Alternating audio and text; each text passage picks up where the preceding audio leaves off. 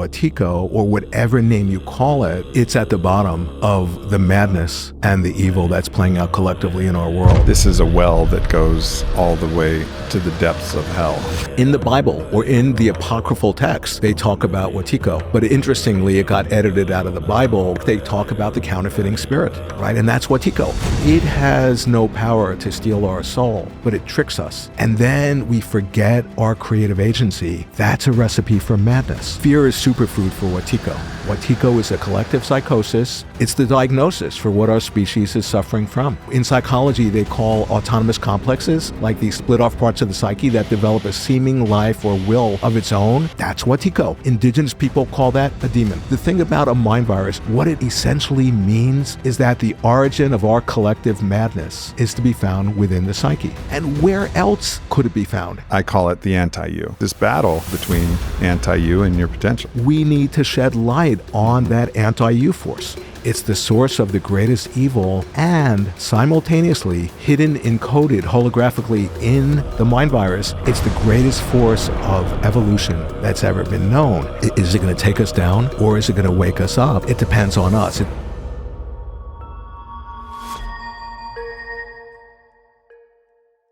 Paul, we're here to talk about the devil by another name.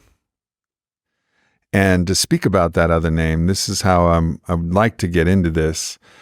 The word Wetiko is a word that you've taken from traditional Native American cultures and beliefs, and of course made it a great part of your vocation in life's work to explicate it, to help us understand how this force of negation acts against us, how we can respond, how we can illuminate all of its different maneuverings to actualize the best version of ourselves. But you chose this word, and I'm curious about your journey to discovering this word and this belief system, where it came from, because there's many words for Wetiko across many traditions.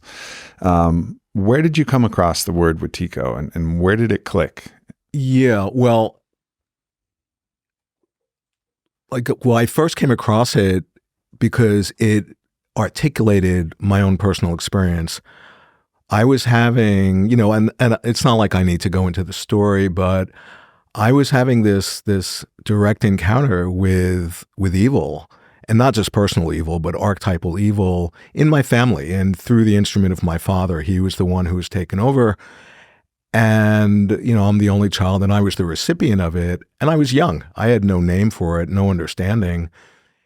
And then fast forward, and there's a whole story that I don't need to go into, but we probably will go into it, but yeah, but we'll put a bracket on that right now. Right, okay. Yeah. So my first book that I had written in early 2000s, I didn't know the name Wetiko, but I knew I was like, what is this thing that I'm encountering? And at that point, I called it malignant egophrenia, ME disease. Me disease. So it's a misidentification of who we think we are. And as I was finishing up that first book, I came across a book by an indigenous scholar, Columbus and Other Cannibals was the name of the book. And Jack Forbes was the author, and he was a professor, and it was all about Wetiko. And my eyes fell out of my socket as I was reading the book, because it was precisely 100% articulating what I had been pointing at. And I thought, well, this is, the sacred name. It's an indigenous name. So instead of, feeling like I'm appropriating the name, no, I just wanted to honor the indigenous tradition. And so that's when I began, I would use the name Wetiko. And the more I understood the indigenous wisdom, they were tracking this for centuries. And in the West, it was something, there were different names for it, but it wasn't in like the common vocabulary. And so that's when I wrote my first book on Wetiko.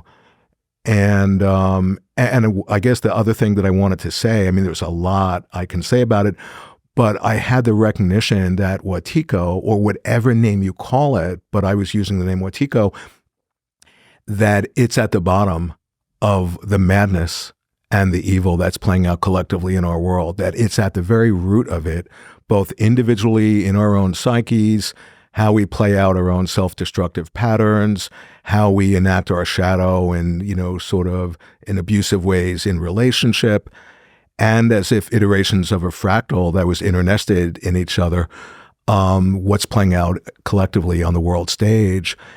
And so then just to complete the thought, I began to understand that this close encounter I had of the Wetiko kind in my family through my father, that it was that encoded, holographically encoded in that experience was the very evil that's informing and giving shape to the body politic of the world. Mm-hmm. And so that's what's really informed my work. And now I've written 3 books on Wetiko, and I'm probably will have a lot more coming out too. Yeah. Yeah. I mean, this is a well that goes all the way to the depths of hell, to the depths of the void itself in the cosmos, right? If I can just say one thing about that, that's so trippy, is that, people are really into, Christianity and Christ on the cross and the resurrection.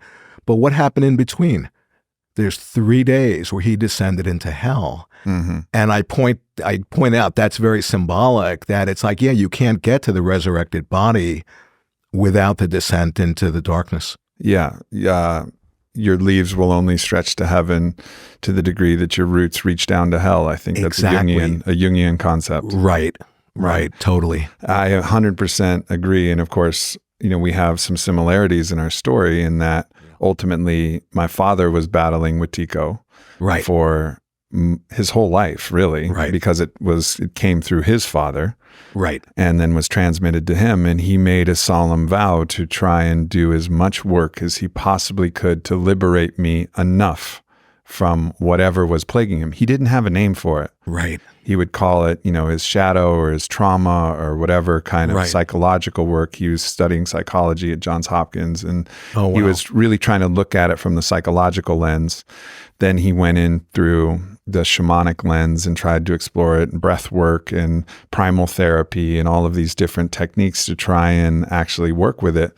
But I really believe that if he would have had, early enough, had a name and been able to name it. My father was a competitor. He was such a great competitor, whether it was on a chessboard or a tennis court or the financial markets where he was a commodities and futures trader, just a maverick. Right.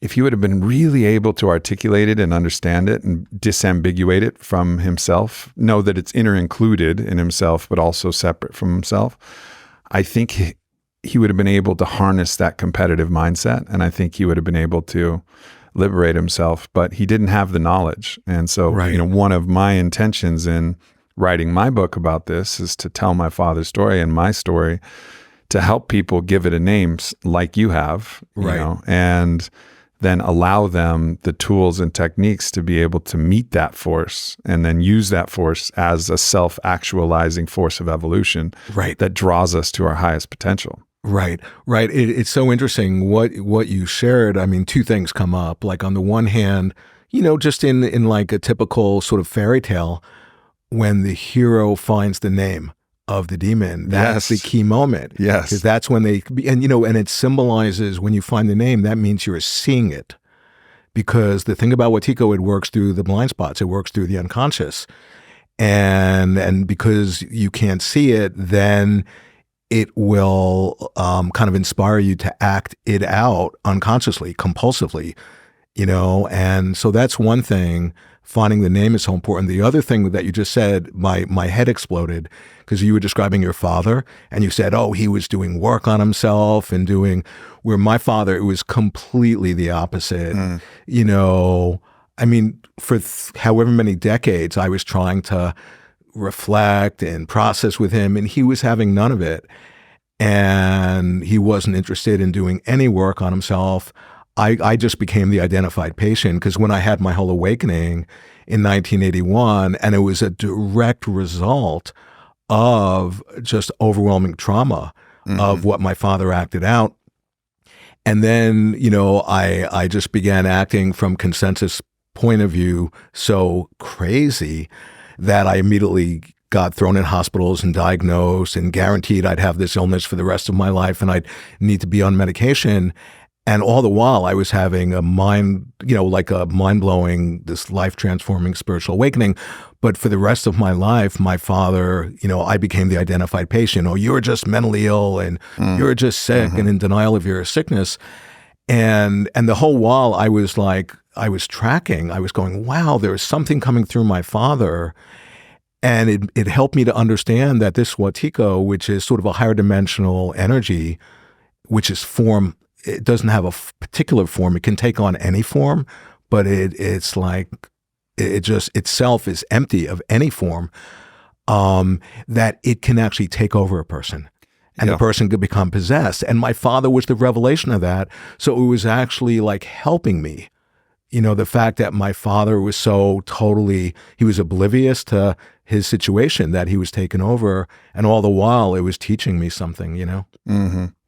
Yeah, in my own construction of the model, you look at a line. So polarity is represented by a line, the two poles of a line, right? And on the two poles of the line, you have anti-you on, let's say, the far left side of the pole, which is the absolute, negation, an absolute anti-life energy, looking to destroy, degrade all things that that's are good, Wetiko, true, right beautiful. there. That's Wetiko, right? So I call it the anti-you. Right.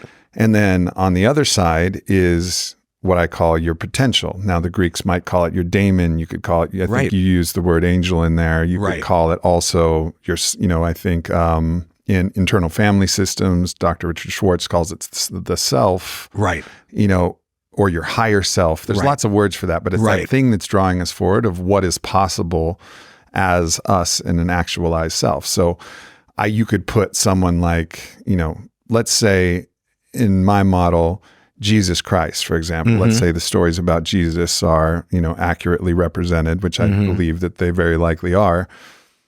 Yeshua actualized his self's potential by becoming the Christ, right? Like he went all the way to the right side of the pole where he was ontically identical. He was very real with his actualized self potential. Right. He had the unique self potential to become the Christ, right? And that was his path. But somewhere in the middle was, Yeshua, who was in the battle between his anti-you, Wetiko, or the devil, or whatever you want to call it, and his potential, the Christ, which was coming. Now, I don't think everybody necessarily, I'm not saying everybody has the potential for Christ, but we all have our potential for what that form might be on the other side. And then, so you were somewhere in between that pole, and the choices you make, the awareness you have allows you to travel one way or another on that pole, because as what's happened with your father and with my father in the end, they became not ontically identical with the potential, what their actualized self could be, but what the anti-you could be. Maybe not all the way to the darkest level, like Hitlerian darkness of that, but very close to that force of negation of life and the destruction of his own life and his family that kind of created. And so it's this battle, really, as I see it, where you are moving on this kind of sliding scale between anti-you and your potential. That's so right on. That's beautiful. And what that brings up in me as you were describing that is just, think about like the Christ event where he's on the cross.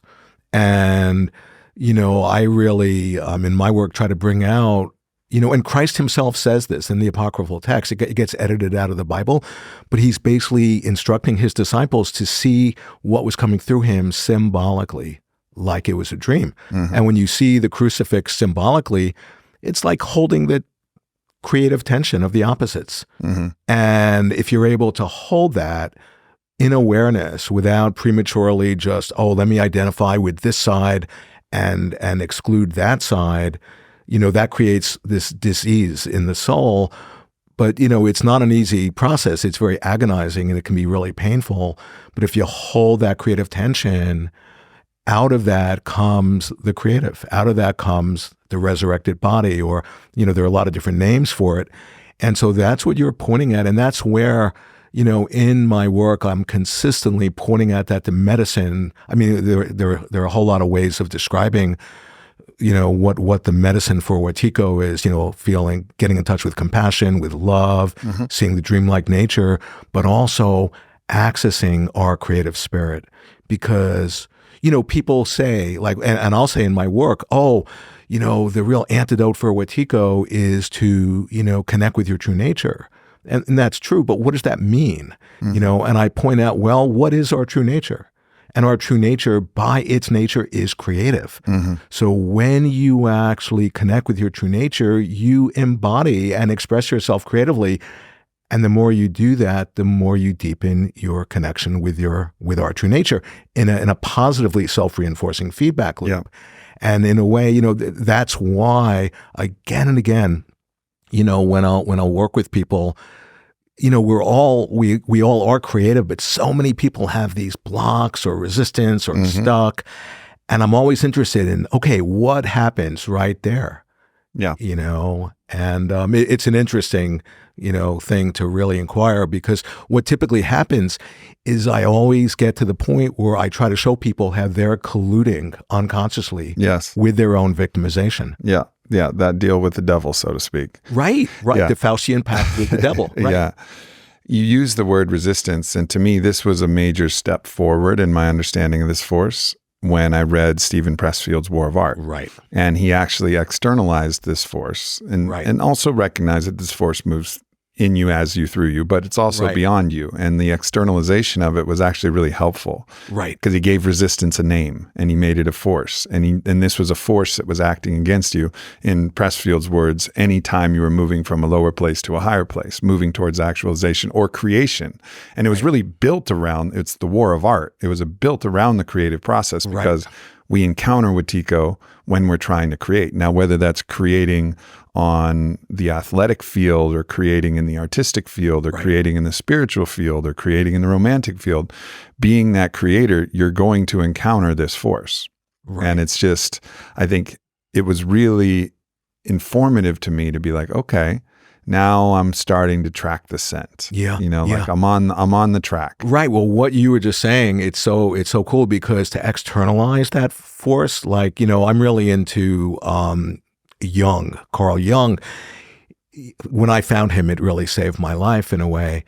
And one of the major things he talks about is to these unconscious forces is to give them a shape, give them a form, to externalize them, to objectify them. Because when you objectify them, you actually distinguish yourself from them. Yes. There's the force, here's me, and I'm separate from the force, because the way these unconscious forces, the way they operate and how come they have so much power is we unconsciously identify with them. So then we can't see them because it's the filter through which we're seeing. And, so that sense of externalizing and objectifying, it's like it's the way we exercise Wetiko in ourselves. Yeah. And then Jung goes on, then, we do active imagination. There's all these words to put on it. But the key thing is to give it a shape, give it a form creatively. Yeah. And this is, the stories, we have so many stories that illuminate this battle. And even the stories of, like, imagine a typical exorcism scene, right? Right. What the person who is under the spell of some demon, has been taken over by some demon. And I'm not trying to claim the veracity of these in the traditional Catholic, kind of frame, but the story, just take the story itself. What the person fails to be able to do is fails to be able to say, here I am, and here's the demon that's expressing through me. Right. They're unable to actually form that split. Same in a movie like The Body Snatchers, where it's not a demonic force, but it's an alien force that comes over, a parasitic force that comes through. They're unable to distinguish themselves. And in a lot of the healing that you see in the films, it's some friend with love that's reminding him, like, I know you're still in here. Right. I know you are still in here. Right. Yourself, your real true self is in here, and you can liberate yourself from this force. It's always a part of the healing in all of these stories. And I think these stories, come from the collective unconscious, this field. and are speaking through the stories, even if the writers of the stories don't know exactly what they're saying. Right. No, exactly. It's the higher self. It's the collective unconscious itself, which is actually giving voice and inspiring these stories, which are like, from a dreaming point of view, they're symbolic of what's actually happening. Because it's interesting, you had said something about invasion of the body snatchers, and I had written a recent article about that's what's happening in our world. Yeah. There are people, okay, in a sense, there is a real war going on, and it's the war on consciousness. And so many of us have been propagandized or under mind control. And part of, propaganda is that when you take it in and it takes over your mind, you don't even know you're under propaganda and you think you're in possession of the truth. And then you just unconsciously become a parrot. You parrot the algorithm, what the forces, what the powers that be want you to think. Oh yeah, you're actually parroting that and thinking you're in possession of the truth, and anybody who sees it different, that they're under propaganda. It's a total mindfuck, Yeah. And one of the things that happens in that circumstance is that the person so possessed becomes like a robot. They become like an automaton with no creativity programmed in. It's crazy to see. Yeah. You mentioned, this dreamlike nature of reality, and in talking to you before this podcast, you talk about how you work with dreams. And there's a dream that I'd like to share that was actually really important for me, because there's one parts of these stories that I think oftentimes gets wrong. And a lot of these stories, you think of all of the vampire slayer stories. Well, you slay the vampires, you slay the people who are possessed, you kill them. Right. And that's a lot. It's a big theme in a lot of these stories. That there's the other. Right. And it's in human form, and you just kill the other in human form. Right. I had a dream. And in the dream, I was like a Van Helsing type of character. And I had my allies, and we knew that there was a house that contained a coven of demons. Right. And we, had our kind of strategy. We were like high-level Navy SEAL, Van Helsing, demon slaying operatives. We had a strategy. We're going to go in, and the plan was, I talked to my people. Plan was, I'm going straight through the front door. You guys take care of all the lesser demons. I'm going for the master demon. Right. So clear the way for me to get to the master demon.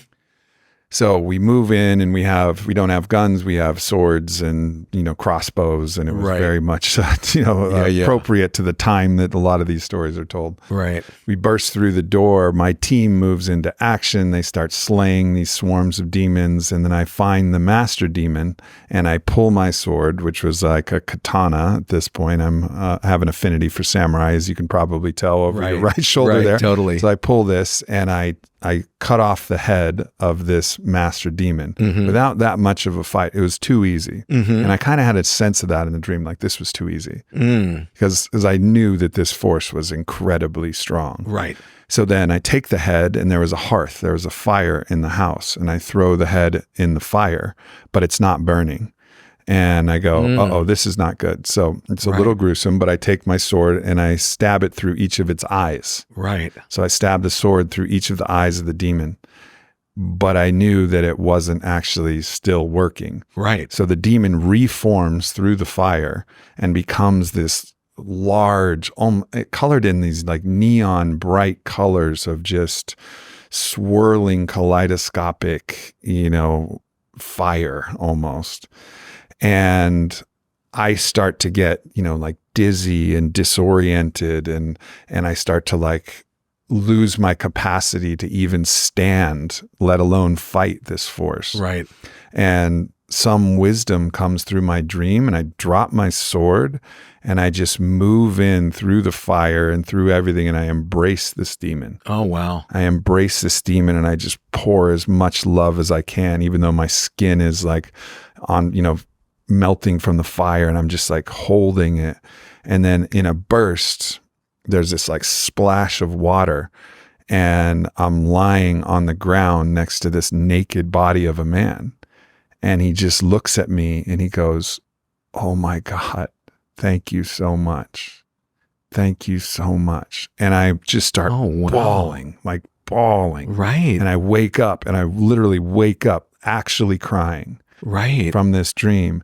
And to me, it's been such an important guiding principle for me, especially throughout the whole pandemic and everybody othering other people. Oh, you're the sheep, or you're the anti-vaxxers, or you're this, and all of this othering that's going on.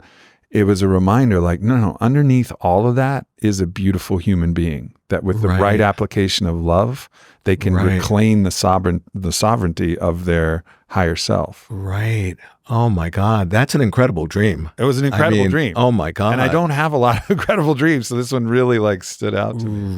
Right. No, I mean, wow, I'm like blown away. And, it brings up a lot for me because, like, on the one hand, I know people, I have clients who are fighting demons, and they'll kill the demon, and then the demon will like reappear in a new form, and they'll kill that one. And then, and I try to point out, well, I think there's something a little bit off about your attitude. Like, you might be actually possessed by the demon that you're trying to kill and whatever. But, then the idea of, that inside of that demon was this human being who was imprisoned. Mm-hmm.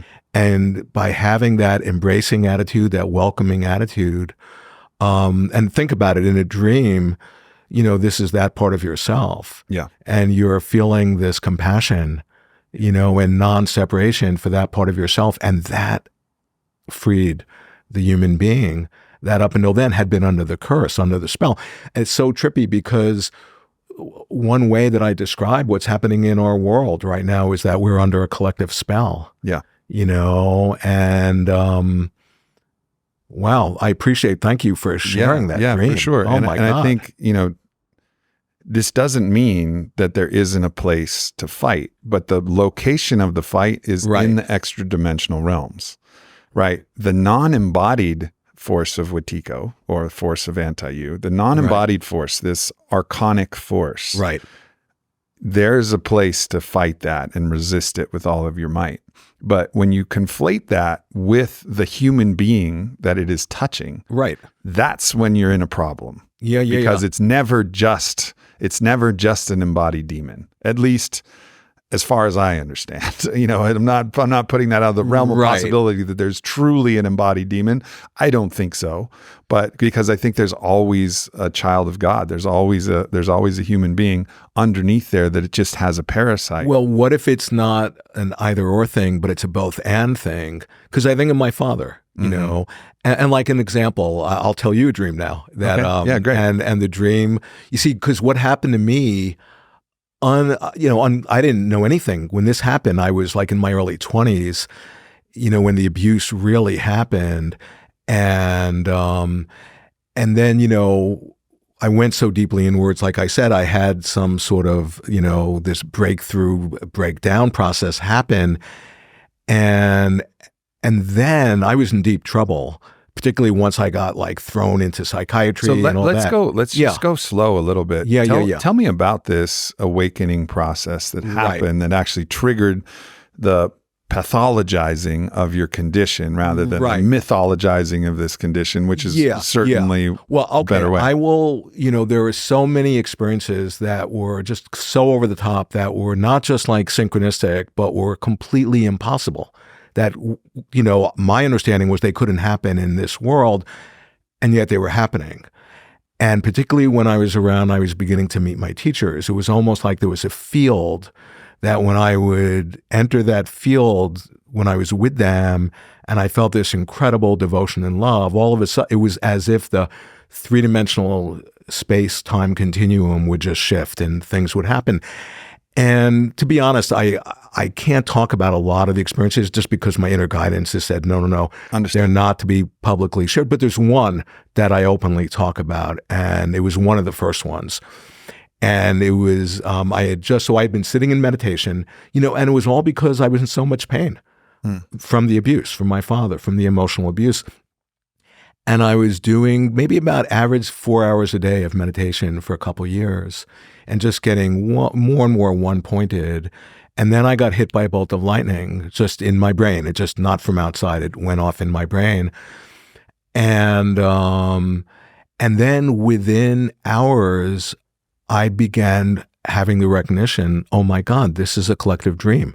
We're all like co-dreaming up into materialization each and every moment this world.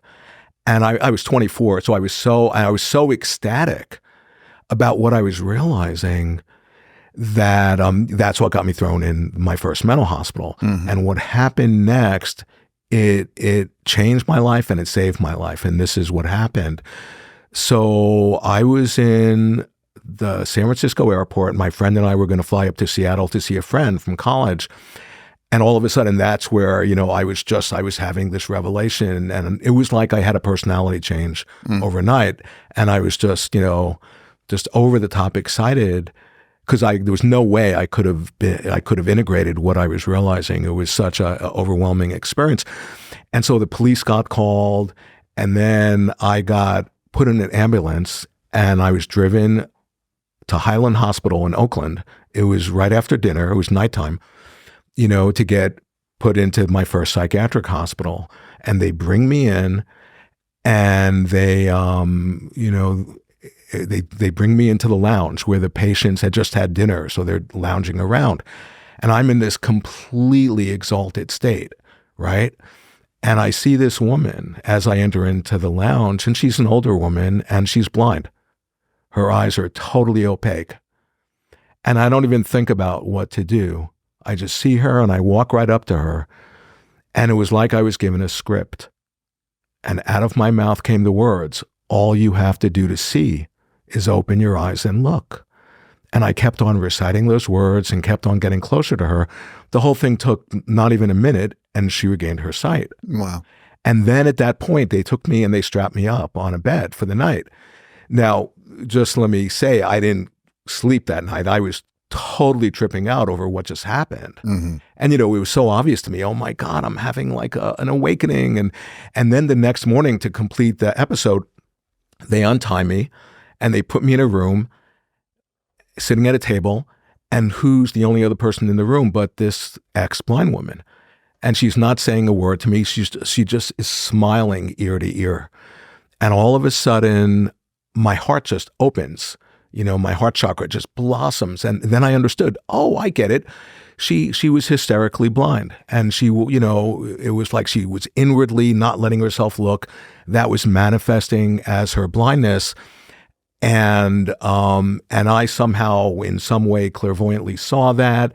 And it was like, I was just sent by central casting. I was like an Uber driver who was in that, and she just needed somebody to say these lines to help her to heal.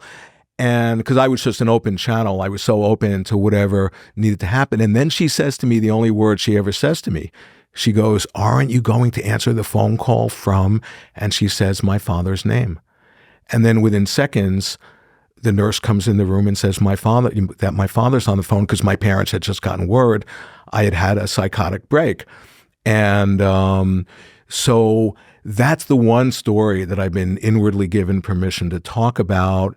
And I'm still unpacking, that was this revelation, because I was just open for the healing that wanted to happen in the field. And I'm realizing more and more over the years, that's all of us in potential. Yeah. When you're open, you can allow yourself to get dreamed up, to play whatever role that could actually help to facilitate the deeper healing that wants to happen. But one final comment on it, that experience saved my life, because, I was 24, I was so young. And, just imagine me trying to explain to the psychiatrist that what had just happened. And of course, in their world, oh, that's just his hallucination. That's just his pathology. And I quickly figured that out, that I should not really talk about what I was experiencing. But when you have an experience like that, it changes you. And I knew, so that's what saved me when, for that next, 18 months, when all these doctors are saying, oh, you just have a mental illness and you're going to need to be on pharmaceuticals the rest of your life. I'm just like, I'm diagnosing them. I'm thinking they're just idiots. And having had that experience and a lot of other experiences like that in that time, that, saved me from buying in and subscribing to the psychiatric viewpoint. Yeah, this is, wow, thanks for sharing that story. I appreciate that. It reminds me actually also of another form of control of these like kind of either ecstatic or non-consensus reality experiences. You call it normopathy, and I think you borrowed that word normopathy is from one somebody phrase else. for it. Yeah. My girlfriend, when I was 17, 18, junior, senior of high school at the time, her name was Katie, and Katie had clear extrasensory perception available, and it came from her grandmother, but she had a really kind of fundamental Christian household. And so I mean, the stories she told she was home alone with her mother, and then she was a kid, maybe 8 or 9, and she was like, "Mama, we have to get out of the house. Mama, we have to get out of the house." Their dad was gone. Like, "Mama, we have to go. We have to go." She was hysterical. Like, "We have to go. Like, like bad men are coming. We have to go." And Mom's like, "Come on. It's okay, sweetie. I know you're scared. Just go to bed, blah, blah, blah." And someone that night broke into the house and stole a bunch of things and accosted her mother, and, a whole kind of horrific story that happened. And she'd had several, that was obviously the most dramatic and distinct, but several of those type of experiences. But in their framework, their kind of the paradigm under which they saw the world, anything that would allow that possibility was demonic. Right. Even though it yielded this wildly positive result and could have actually saved an enormous amount of trauma from the family. Right. And like the receipts were in, like she was right. Just like the receipts were in with you. You actually treated this blindness from this. She then decided and kind of bought into it, not fully, but kind of bought into it a little bit. And I had a really unbelievable experience with her where she unlocked something within me in this kind of eye-gazing practice that we did that we didn't even plan to do, but she like evoked some actual latent spiritual potential in myself. And I kept encouraging her to do that. But the structure of that fundamentalist Christian framework just didn't allow that gift to blossom. Right. But in that more beautiful world, we would have a far more expanded understanding of what might be happening in the psyche. So instead of that, you getting taken to a psychiatric hospital, you would be taken to someone who could sit down with you, some type of shaman or medicine person. In indigenous cultures, they would recognize, that this person might be being called. Yes. Like being called to be a shaman or a healer or a teacher or a creative person. Yeah. That's exactly right. Yeah. So then I want to tell you the dream, because I had to circle back. Sure. So then, so the last hospitalization was in 1982. And so it's been over 40 years. And then I was doubly traumatized, because then there was the abuse from my father, then combined with the psychiatric abuse. And it was brutal. But all the while I was having this awakening. So I was going to therapy and connecting with my dreams and doing psychedelics and doing meditation and connecting with my teachers and shamanic stuff and just anything that would help, because I was in such deep pain, and then I began having dreams, because what happens is that typically when you get in trouble, the psyche, it compensates a one-sidedness. So then it sends you potentially dreams that could show you what's going on or help you, And so night after night, like that dream you had shared, I was having night after night, like dreams like that. And I had no idea what to do with them. So I just began to learn, And then I would have dreams that I would recognize I was dreaming and just have these wild experiences. But there was one dream that really contextualized the situation with my father. And in the dream, I find Jung, he has the collected works. And, I have everything he's ever written, and I've read it a million times. But there's this collected work I find in the dream that I've never seen before. And I'm like astonished. And it's called The Problem of the Father. That's the title of the collected work. And, so I open it up to a page, and there's one word on the page, and it's evil. And it's like a William Blake sort of, drawn calligraphy. and I touch the page and the page comes out of the book and I wake up and I'm left holding that page. And so just, I wanted to share that just because here's my psyche sort of helping me to contextualize that it wasn't just like a personal situation with my father, but it was more an archetypal. It was like, I was encountering the archetype of the negative father, and I mean, there are like not millions, but there is a lot of dreams like that I could share. And it's just I'm getting psychoactivated just thinking about it. Yeah. Undoubtedly. So let's zoom out a little bit cosmologically here, and because one of the things that I've thought about is this force is universal, but it seems to have particular access through the human dimension. Right. Because I'm imagining, and of course my language that I'm, using is the anti-you. So it's a kind of a carbon copy of you, but in the negation. So as you polarize on one side, then there's the other pole, which is like the antithesis of you. So let's say where there's a sun, there's a black hole. The thing that casts light and the thing that sucks light. Right. And they're in balance. There's a balance to the cosmos, the Tao, the great Tao of all that is. So I get that it's universal, but then I think of like a dolphin. Like my friend Kit has a dolphin named Dreamer, and we got to go swim with Dreamer in the water, in the wild out there. And I'm thinking, well, Dreamer is a pretty sentient dolphin, and I don't think Dreamer is really encountering. It's funny that the dolphin's named Dreamer, and that's what we're talking about. Totally. It's another one of these synchronicities. Right. But I think about Dreamer, and I think, well, Dreamer probably isn't encountering this force, at least not in the same way that we do, if at all. Right. And I'd probably put my money on not at all. So it seems to have something to do with the human being's capacity for self-awareness and our ability to separate ourselves from the collective field.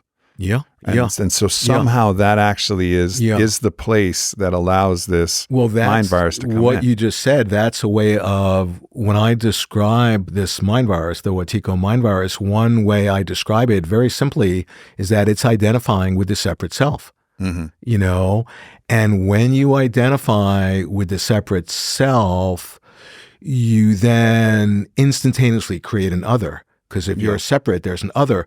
And as soon as there's other, there's fear. Right. And fear is superfood for Wetiko. Yeah. And then what you do, I mean, it's crazy what happens just from that's the one mistake, that is the root. That's the mistake that's at the root of all the illusions that come forth. So what happens, we then spend the rest of our lives probably in defending and protecting that separate self that doesn't even exist. And all of our creative energy gets funneled into that black hole. Okay. Then something else we do, it's so crazy. And, this is like having to do with like the book I wrote about quantum physics, is that as soon as we either think, you see, how about if I just do a quick little, like sort of this thumbnail sketch of quantum physics, because it's the medicine for Wetiko. Yep. And in essence, before quantum physics, physicists thought this world objectively existed, and they were just passively trying to study the world to understand it. And then quantum physics comes into the world and into our minds, and it empirically proves that there's no such thing as an objective world, that's just an idea in our head with no correlate to reality. In other words, the act of observing the world actually influences the world that we're observing. Okay? That's a description of a dream. Okay. But what that means is that the act of observation is creative when you go down that rabbit hole. But what I'm particularly wanting to point out is that our species is entranced, in the materialistic point of view of thinking of ourselves as separate. And then the other half of that point of view is that the world then exists separate from us, objective. So the more we identify with a separate self, the more the world will appear as objective, and or the more we view the world as objective, the more that reinforces our experience of existing as a separate self. Those are false ideas that mutually reinforce each other. Yeah. And that's the illusion. That's the primary illusion. And when you see through that, then you take the foothold away from Wetiko, you know? And so it's a rabbit hole that we're going down. Yeah, for sure. And it's the rabbit hole I want to go down. So this concept of, and I think, so let's go back to the dolphin dreamer. In my medicine journeys, I had one particular medicine journey that was incredibly potent. And in this journey, I transformed into a triceratops. Oh, wow. And in the transformation into a triceratops, the most profound, and I've told this story before on the podcast, but the most profound element of this was not the horns and the plates and the scales and the hooves. It was that I could feel my heart connected to the mother, to the field of all matter, and to the Father, to this force of life itself, in a way that I've never experienced in my human being. So yes, I understood that I was a separate self, triceratops, in this thing, but the connection to the field was so dramatic that actually from that place, I think you become impervious. Like you said, it's the greatest defense against Wetiko is the connection to the field itself. And I imagine this dolphin dreamer just feeling the joy, like connected to the ocean, you know, Oshun and the great mother of the waters, connected to the pod and everything else that's a part of life itself, just connected to life. So I really, I do think that, you know, we're on the right track in identifying this force, really having particular access and play the moment we actually lose the connection to the field. Right. That becomes the portal for which the darker force comes in. Because if you think about, like, here's Wetiko, and very simply, you know, it's identification with that separate self. And then we've, you know, disassociated from the fact that we're interconnected with all of life.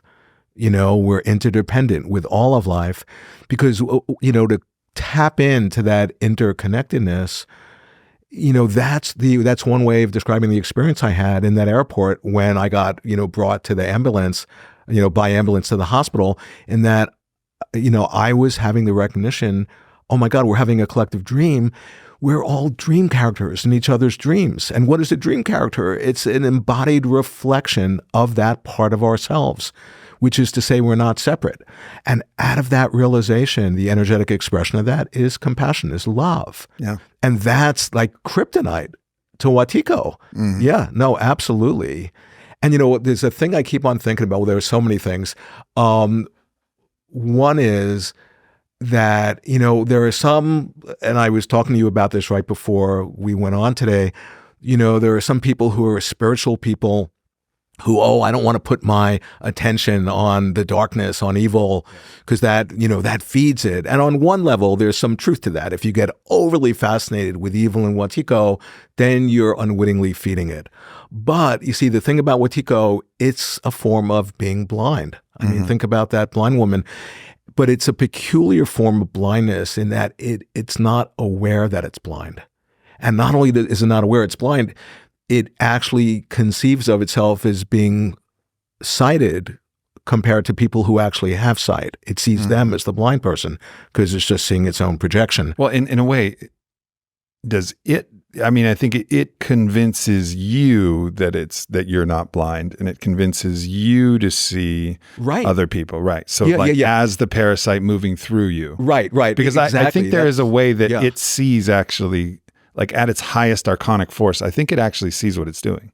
Yeah, well, that's why, you know, I think about, because, you know, I've noticed, I have these circles, these groups, a whole community that's formed, you know, with reference to my work, both in Portland and around the world. And I've noticed that when I'll see, you see, if I solidify somebody as, they're just possessed by Wetiko, well, wait a second, then who's the one who's possessed by Wetiko? It's me.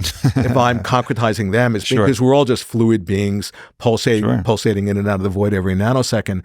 But there are points, though, where I'll notice, I'm tracking the Wetiko in this person, and the Wetiko in them, it knows, it sees that I'm tracking it, and it'll take them away. It'll take them out of the group. Yeah. You know, so it's really interesting. You're othering them.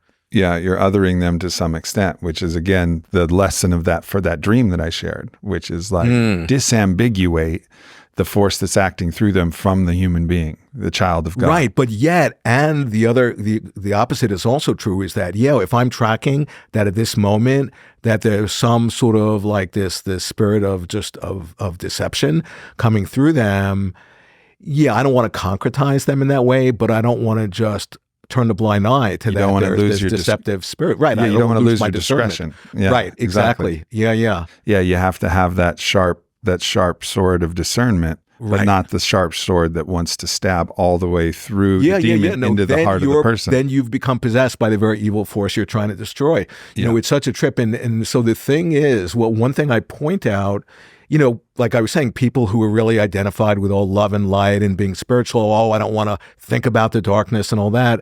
But I point out, if they're turning a blind eye to Wetiko, then they're unwittingly feeding the darkness by doing that. That turning away is feeding the darkness. And it's interesting, in Tibetan Buddhism, one of the greatest of the enlightened beings, he wrote The Way of the Bodhisattva, Shantideva.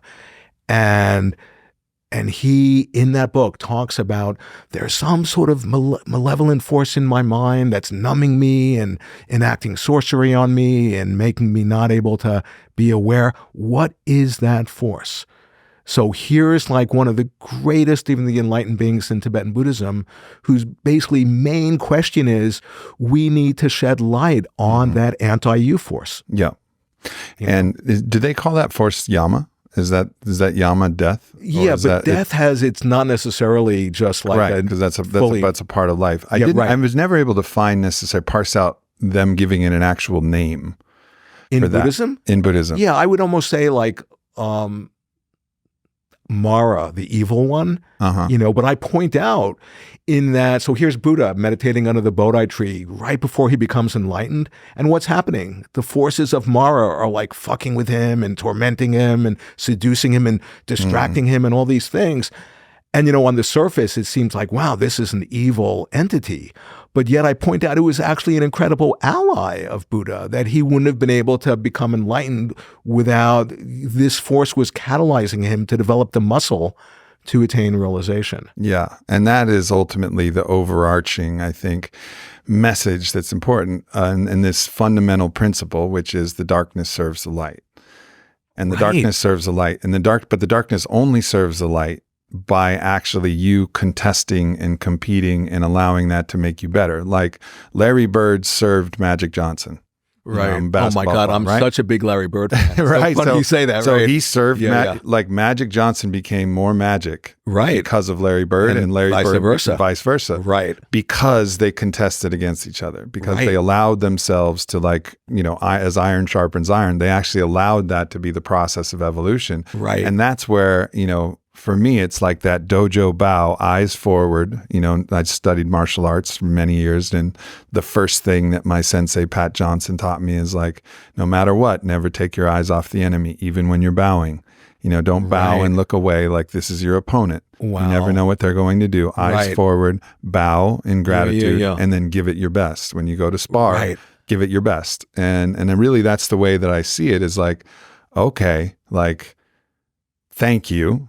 And let's fucking go. Like I'm going to become better because of you. And that's where the gratitude comes from. Right. But it doesn't mean that I'm going to take my foot off the gas, because you will kick my ass. Yeah. Well, what you're saying, it's so cool, because like to not take your eyes off of the opponent, that's to like, you have to understand the nature of your adversary, and that's what I'm trying to I'm trying to shed light on. Yeah. Miyamoto Musashi, know your enemy, know his sword. Yeah, it's like the greatest swordsman of all time is like, know your enemy, know his sword. Like, study that. And that's where, like, I point out in my work that it's not just that light,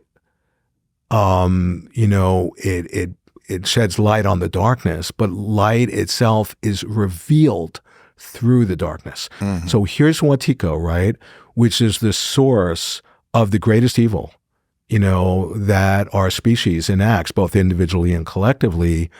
and hidden encoded. You see, it's a quantum phenomena, Wetiko. And I'll just explain what I mean by that.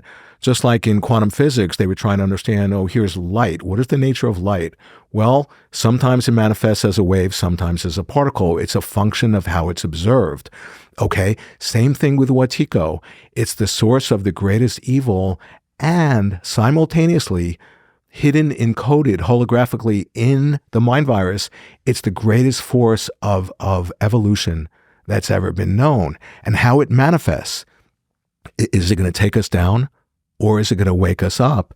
It depends on us. It depends if we have the recognition that it's revealing something to us that is is essential for us to know. And if we don't recognize it, then we're fated to compulsively just continue to destroy ourselves. Yeah. Yeah.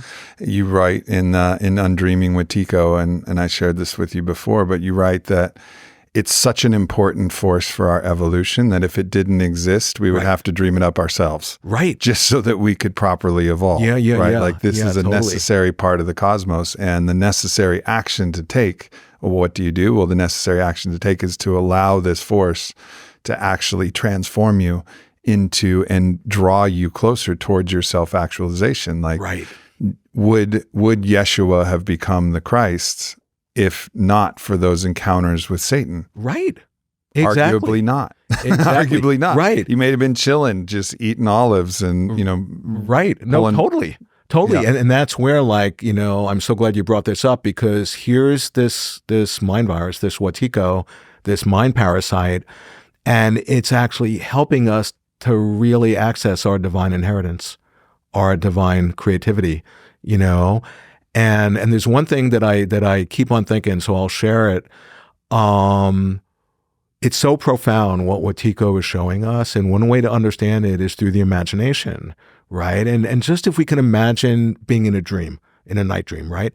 And if we're holding a perspective in a night dream, well, what is a night dream? But it's just a reflection of the mind. Mm-hmm. So if I'm holding a perspective, what the night dream, what it does, it just instantaneously reflects back the perspective that I'm holding, because it's not separate. It's just, it's this, like I'm saying, it's just our own energy. And so then if for example, if I hold a perspective that this dream I'm in, this night dream, is objective, the whole night dream will shapeshift, and in that moment give me all the evidence confirming the seeming truth that the world I'm inhabiting, i.e. that dream, is objective.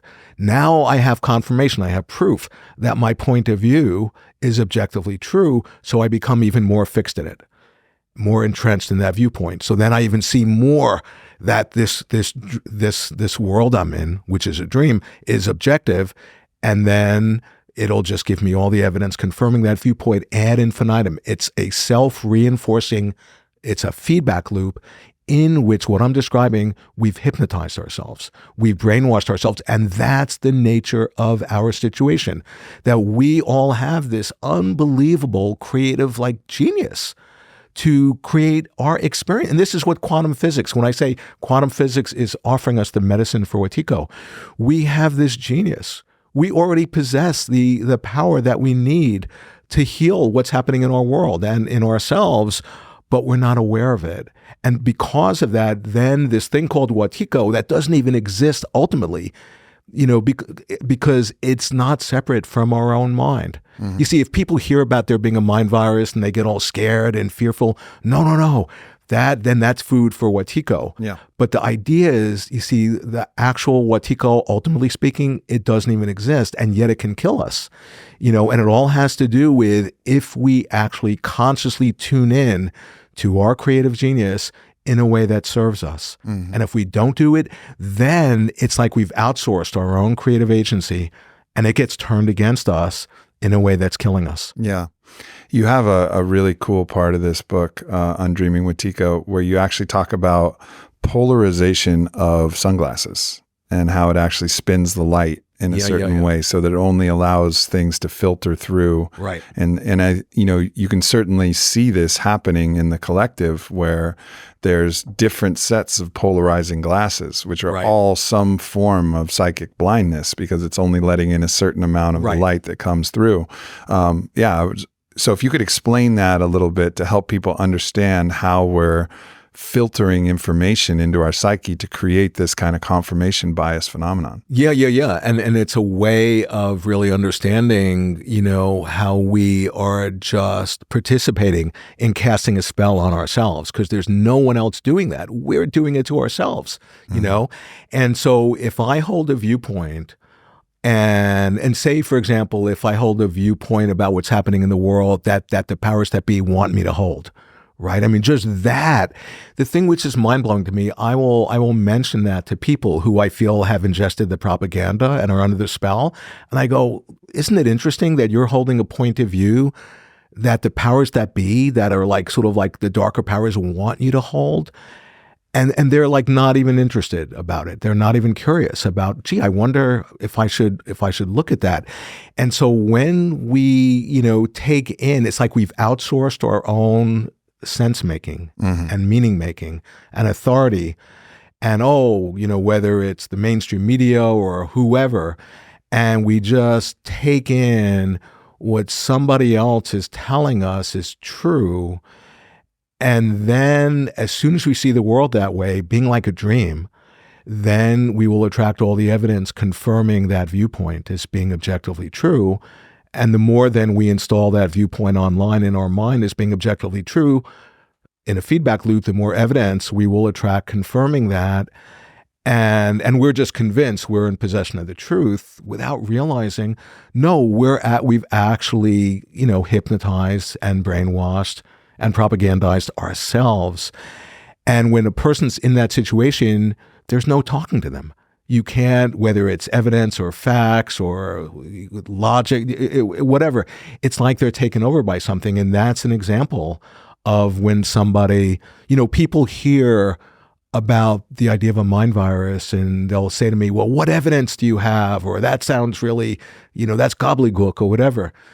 I mean, it's crazy to me, and I'll say, okay, well, what about, people who have an addiction? And we all have our addictions, whether it's to our process or to a sense of self or whatever. And if you think about, an addiction, or like another example, because it's so, similar to addiction, is like being in trauma. And I've been screaming for years, I'm like totally in trauma, and we all are, where our species is in trauma. And the thing which is interesting about trauma is that when you have trauma, the way you try to heal from the trauma creates the very trauma you're trying to heal from, in, once again, that infinitely self-reinforcing feedback loop.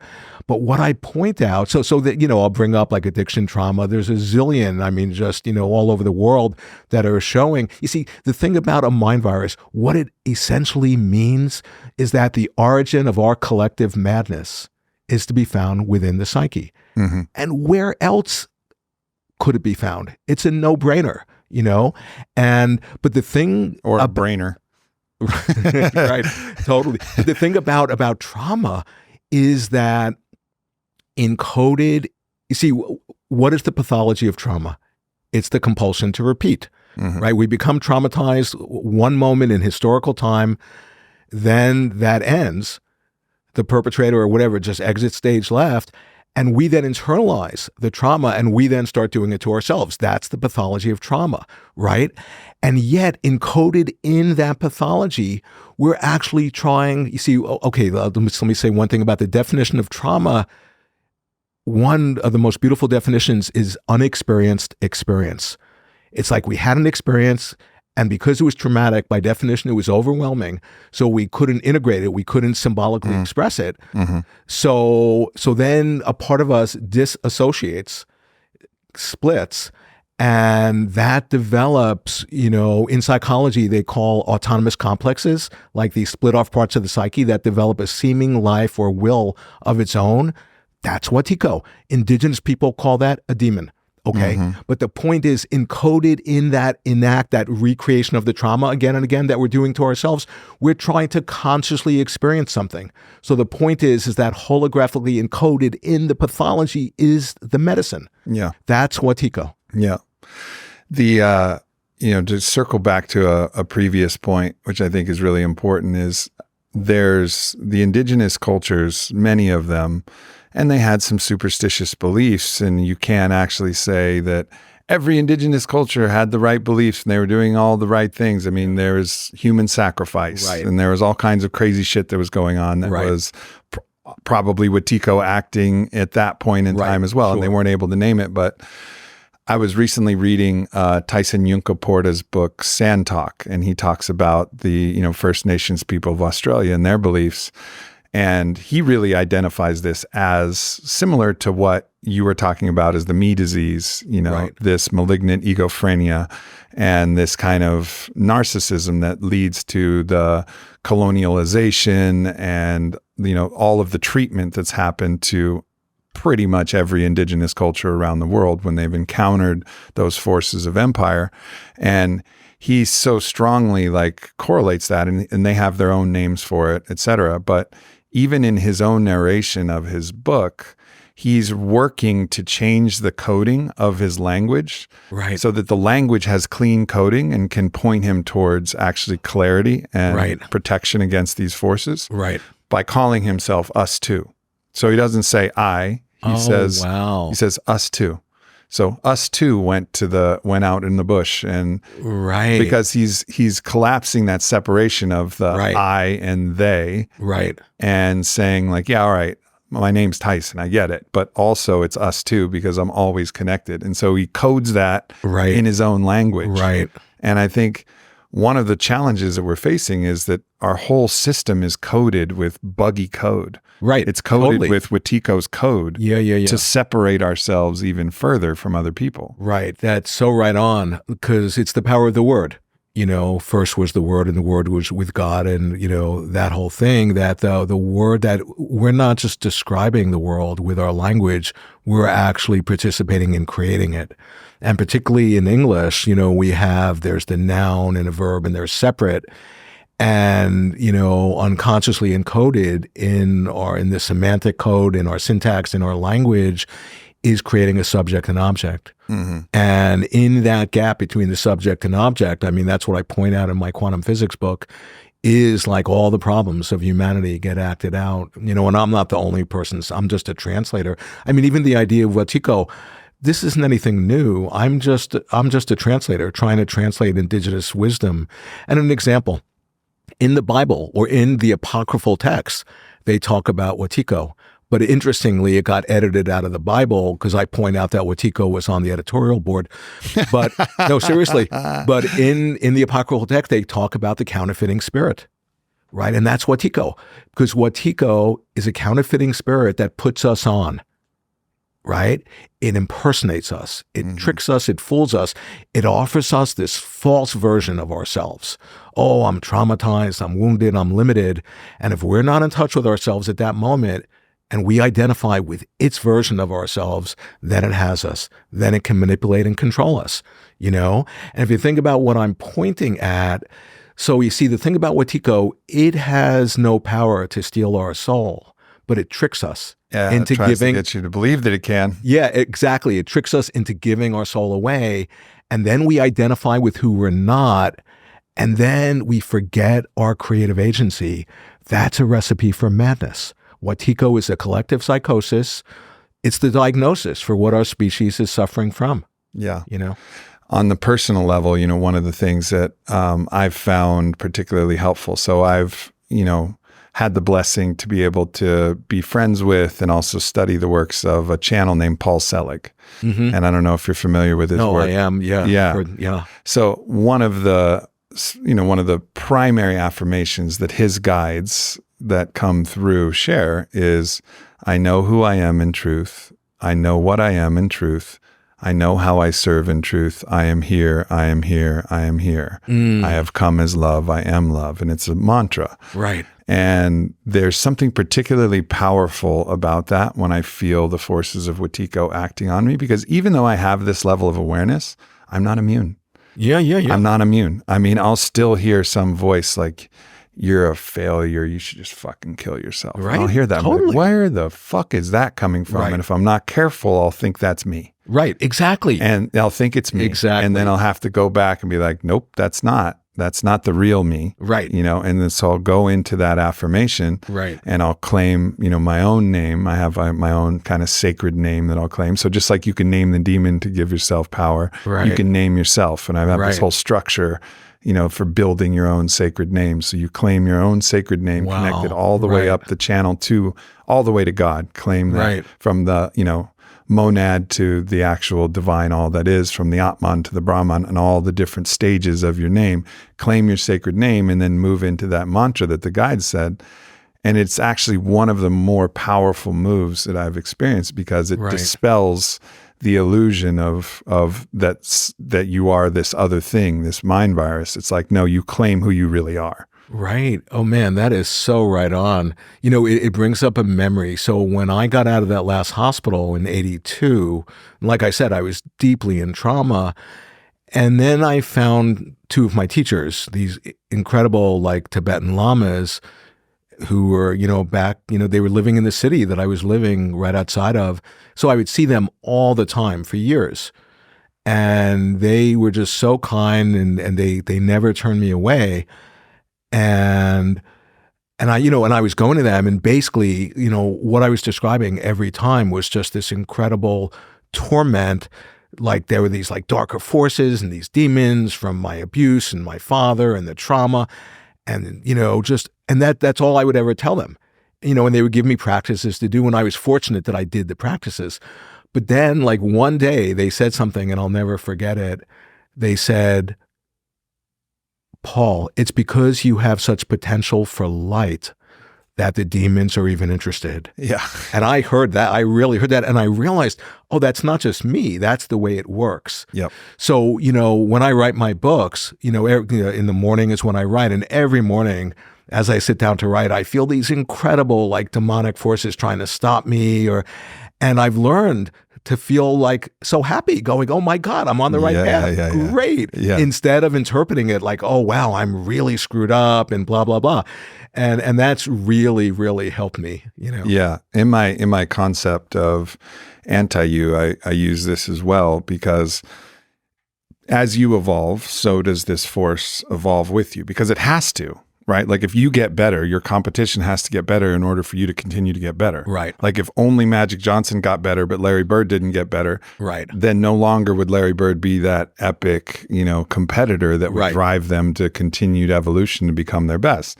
But it's this carbon copy of you. So sometimes when this Wetiko or anti-you force is really strong, I've learned to just smile and say, wow. You're ingenious, right, and you're really powerful, but you know what that means? That means that I am equally as ingenious and powerful, right, and I, through my creative agency, have the ability to evolve to become even more powerful. Right. It's always like a lagging step behind, because only we have the power to evolve. It doesn't have the power to evolve. It's a copy of us wherever we are in our static That's place. A counterfeiting spirit. It counterfeits where we're at, but then as soon as we evolve, we're better than it. Yeah. And then it'll counterfeit our next level. Right. And then we'll evolve more and it'll counterfeit our next level. And this is the process. Totally right on. It's so cool hearing you articulate stuff that, just in a slightly different way than I think about it. That's so right on. Because the thing about Wetiko, it's the counterfeiting spirit. It's an impersonator, but it has no creativity on its own. Yes. So it plugs in to, that's why I keep on talking about that the antidote, the medicine for Wetiko is to tap into our creative nature, because if we don't tap into it, then it will access our creative nature and turn it against ourselves. Now, one thing that I want to, because it's such an unbelievably profound idea, it's like in his collected works, Jung talks about in times of collective psychosis, only a new symbolic idea will save humanity. And that's exactly what Wetiko is, okay? And, so one of the things to understand about Wetiko, it's so trippy, it's like doing a psychedelic, in that it's an inner disease of the soul that has a magical ability to somehow express itself via the medium of the outside world. Okay. Mm-hmm. And so what that means, I'll explain. So say when Wetiko gets into a particular, brain or mind, what does it do? It colonizes the psyche. It hijacks the executive function of the psyche. It sets up a shadow government. It dictates to the ego. It takes over the regulatory agencies that are supposed to monitor it. The deep state of our own psyche. Yeah, exactly. And all the while, the person has no idea that they're actually incarnating and being an outpost for the darker forces, right? Yeah. They oftentimes think they're righteous and on the side of light.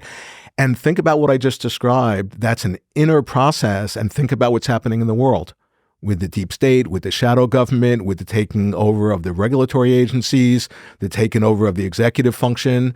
It's exactly what's happening, how totalitarian forces are taking over the world. And interestingly, in his work, Jung talks about Wetiko all throughout his collective work. He doesn't have the name for it. He calls it a number of different names. The one name, because I know his work so well, he calls it totalitarian psychosis. And because it's a psychosis, and think about what's happening in our world. That's playing out. But the point is, when you see what's playing out in the world and you recognize and you translate it into, that's just reflecting symbolically what's playing out in my mind. Oh my God, the outer and the inner are reflections of each other. Oh my God, that's just like a dream. Guess what? Then you're waking up. And then the very playing out of Wetiko is helping you to expand your awareness and to wake up. Mm-hmm. Do you, when you look at what's happening, do you feel like there is, I have a sense that this contest is very real. And sometimes I have this kind of deep faith that we will prevail. Like we just will, no matter how dark it gets, no matter how much these forces align, like something will be inspired within us and we will overcome. But then I imagine that there are potentially. Have you seen the Dune series or read the Dune novels at all? No, but I'm familiar. I haven't seen the new, but I'm familiar with them. Yeah. Okay, so there's like a race of a planet and a race of beings called the Harkonnens, and they are the embodiment of what it would look like if this totalitarian disease kind of took over, and it's all violence and sadism and no actual eros, all counterfeit eros, all life has been kind of sapped out of it, and it's just pure power, and it's just the pleasure of destruction and power, and there's no heart in this. And it does seem possible that there is an evolution and a momentum, a kind of flywheel effect where actually Wetiko does gain agency of an entire population. Yeah. And then I think, okay, if that's possible, then we really are in this moment of like a Ragnarok moment, tipping point of war of the gods, a war of ideas. Right. Which way are we going to go? Are we going to move towards this Harkonnen lifeless destruction of all of life, power, sadism, control, all of this moving on? Or are we going to move into like the original, Atreides kind of feeling of like the good father, like leading with the sense of justice and love and value encoded. And I go back and forth between the deep faith that, no matter how ugly it gets, we're going to prevail. But there's also some part of me that says, and fuck, maybe we won't. Yeah. And it's a little bit of a paradox. No, that's a great, I love that question. And I really, as much as I'm able every day, I do a deep dive into what's going on in the world because I see it, this is the dreaming. And and it feels really important for me to have open eyes and understand. And there are two things I want to say. On the one hand, there's a subjective feeling I have that, we've been here before. It's like having a dream that's a recurring dream. And here we're on the verge of enlightenment, collectively speaking or individually, and it's really through the individual that the collective really starts to happen. Or are we just going to blow ourselves up? And when I feel into the recurring dream feeling, it feels like, oh, we've been here a million times before and we've blown ourselves up. And then in a dream, there's no time. So whether it's 14 billion years takes a second, and then here we are back again. And are we going to do it again and blow ourselves up? Or is this the time that we're going to wake up and recognize that, Wetiko, it's a revelation and enough of us, actually awaken and we can connect with each other and we can dream a different dream based on love and compassion. That's one thing that comes up. The second thing is quantum physics, because quantum physics, it talks about, so they were, quantum physicists were trying to understand what's the microstructure of this physical world. What are the building blocks? And as they went down and down in scale, they found that at the fundamental foundation of this universe was not matter, but was consciousness. And they conceived of it as being like an elementary particle. And these elementary quantum particles, they existed in every possible potentiality they ever could exist up until the moment we observe it. And then the moment we observe that elementary particle, it actualizes into one form. All the other potentialities vaporize into like the parallel worlds. And then the next moment comes and it happens again and again. How come I share this is because quantum physics is pointing out that even if one of those potentialities is ridiculously, highly unlikely, and that's pretty much a quote from one of the founding fathers, it could manifest this very next moment. And just to bring that to the real world, so the fact that humanity could sufficiently awaken and actually avert the catastrophe that we're actually all co-creating together, quantum physics says, oh, that's completely within the realm of the possible. And if you're not thinking that, then what the hell are you thinking? Right. Yeah, I think it's actually it's a responsibility for us to maintain that faith and to maintain that belief, because the belief and the observation of that reality being a real timeline, that's what collapses. Exactly. That attracts it into manifestation. It collapses the future into the present. You have a future memory. You could call that hope. Hope is a future memory. You could call that hope and say, but no, when you really concretize it, like Joe Dispenza's work, like concretize it, bring that into your emotional body and know that that's real. That actually is the force that we're actually needed to actually bring that closer to us. So it is like a devotional act to maintain that faith at this time, even if we've been here, this is our 13th time or whatever, however many times it is, this time we're going to make it. No, that's absolutely right. And when you contemplate it atemporally outside of time, that universe where we've already awakened, it's already happened. Yeah. And by putting our focus on that, it's like having a dream and you're like bringing the dream into incarnation. And that's pointing at that incredible creative agency that we have. And what I'm particularly interested in is like, it's like one thing, if one person has this realization, it'll improve their life and, in so many ways. But what's really interesting to me is when a number of people have this realization and come together, And one way to really conceive of this is through the imagination. Say, we're having a dream, right? And then, all of a sudden I have the recognition that I'm dreaming. Oh, wow, I have this lucidity. And then imagine other dream characters. They also have, and they're just parts of me, but they also have this realization that they're dreaming. And we all come together. And we trip out on, what are we realizing? Oh my God, this universe is manifesting the way it is because we've been programmed and conditioned to dream it out of this point of view of fear and separation. But yet we can easily discover, at least like imagine, that we can get in phase with each other. And it's what I call our sacred power of dreaming, that we could get in phase with each other and dream ourselves awake. And that's what's available to us. That's what's being offered to us. It's us to consciously step in a participatory way with our own evolution. And that's what all of this is about. Yeah.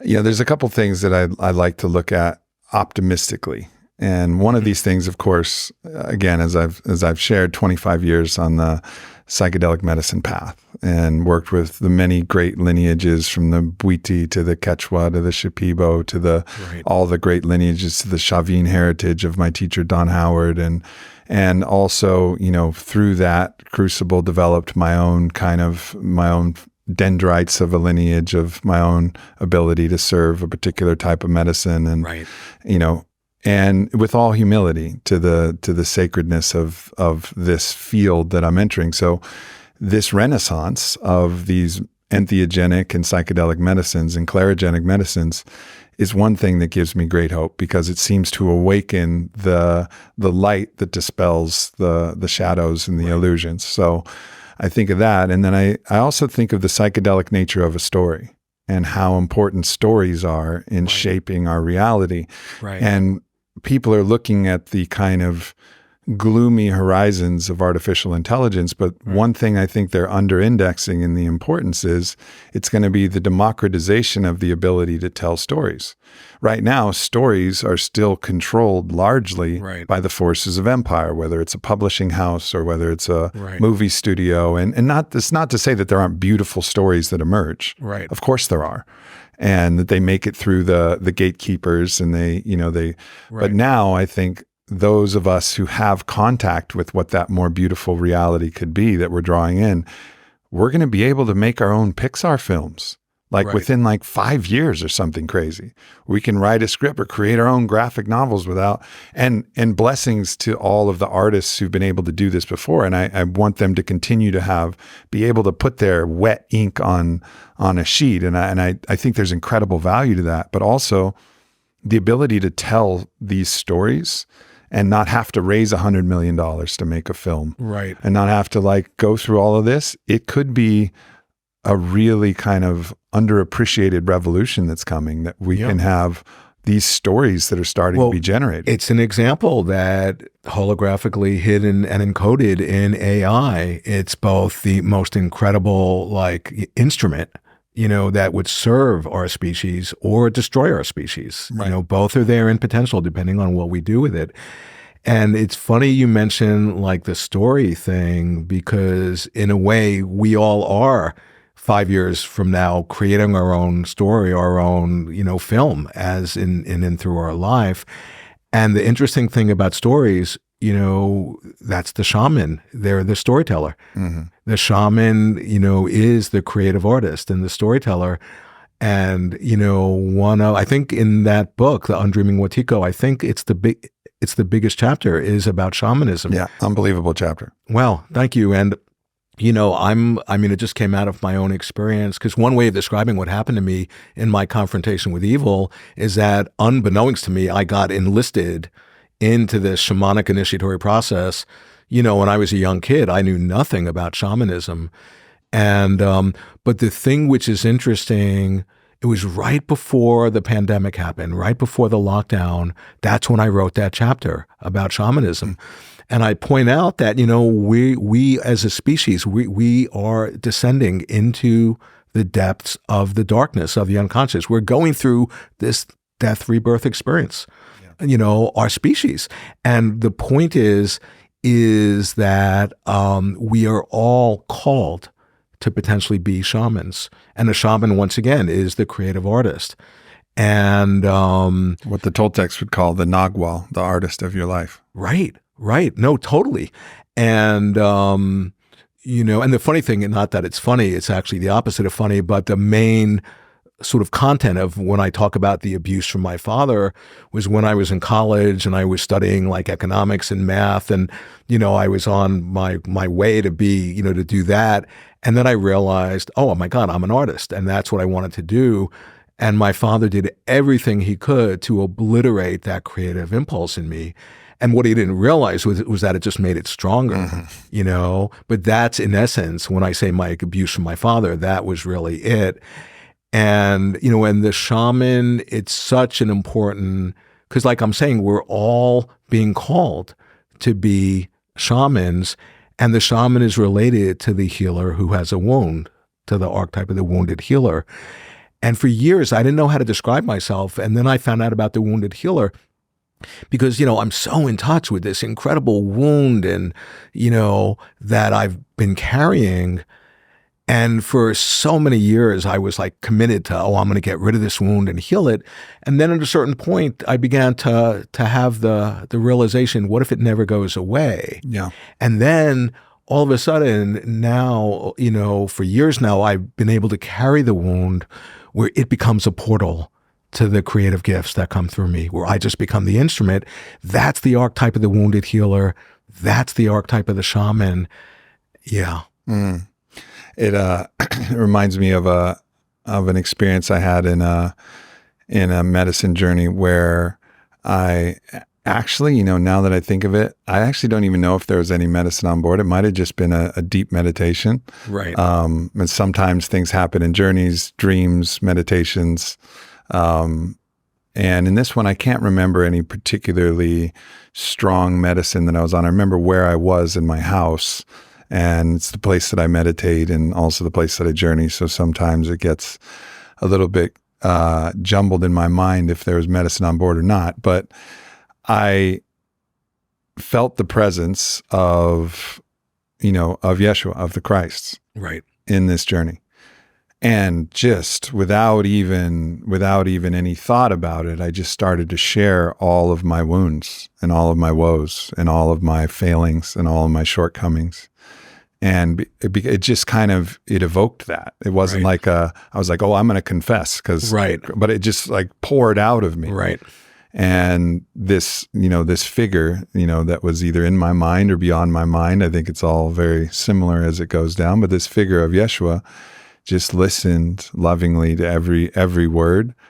And then all he said was, me too. Right.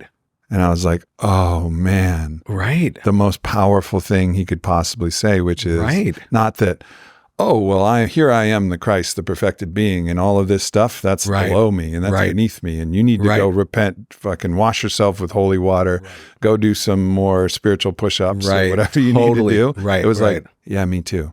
Yeah, and from there, that allowed like the most massive cathartic healing to arise within me, because it was like, oh, wow, that's the great gift of having been wounded and also overcome them, is you can share like, yeah, me too. Maybe not specifically exactly the same way, maybe not. No, but from the archetypal dimension, definitely. And, the image in the paintings of the Christ who's in the body of glory, the resurrected body, there's always the wound, and there it is symbolized. And, and Christ was, because, just we talking about the mind virus, Wetiko, the psychological mechanism that underlies it is projecting the shadow, and think about who was the archetypal, the scapegoat. It was Christ, he's the Lamb of God. And if I could just, because I just thought of it, this projecting of the shadow in his work, Jung, he defines shadow projecting as the lie. Now, who's the liar but the devil, right? Yeah. And it's such an interesting... Father of lies, right. Father process, there you go. But it's so interesting when you really shed light on the dynamic of projecting the shadow, because say if I'm not in touch with my own darkness and I want to exterminate my own darkness, I don't want to own it or look at it, right? That's an inner process. So if you remember, Wetiko is an inner process that plays itself out in the outer world. So then if I'm not connecting and not awake to my own darkness, think about it in a dream, then I project out that shadow out there. It makes me think, in his work, Jung says, everything we're unconscious, it approaches us from outside. We project it out. So then if I'm not in touch with my darkness, I project it outside. It gets dreamed up in the dream. Somebody will come into the dream, either waking or night dream, and will embody my darkness, right? And now I have somebody carrying my own shadow. So now I become even more entrenched with my viewpoint that the evil's outside of myself. And when you amplify that, then what do? You try to destroy the person who's the carrier of the shadow. And what is that? That's just an externalization of the very inner process of trying to destroy your own shadow. Yeah. So here your inner process is playing out outside in the outer world. And by doing that, you become possessed by the very evil that you're trying to destroy. Yeah. That's that's the way of understanding from the psychological point of view how Wetiko works. Mm-hmm. One of the things that I think for me has been important as well is shame plays a huge role in creating blindness. Oh, God. That which we're ashamed of, we look away. We look away from that which we're ashamed of. Right. We also look away from our true power because we're ashamed that we're not actually living within our true power. So shame plays on both sides. It likes, right. We look away from those elements that we feel are unsavory or quote bad. And then we look away from our power because we're ashamed that we're not there in that power and we don't want to take responsibility. But shame is this blanket of, it's this blanket of delusion that comes over us. It is like an agent of Wetiko. Totally. It's the smoke bomb. And not just shame, but with guilt. Because if I'm projecting the shadow, like my father, that was a way of just very succinctly just describing what he played out with me.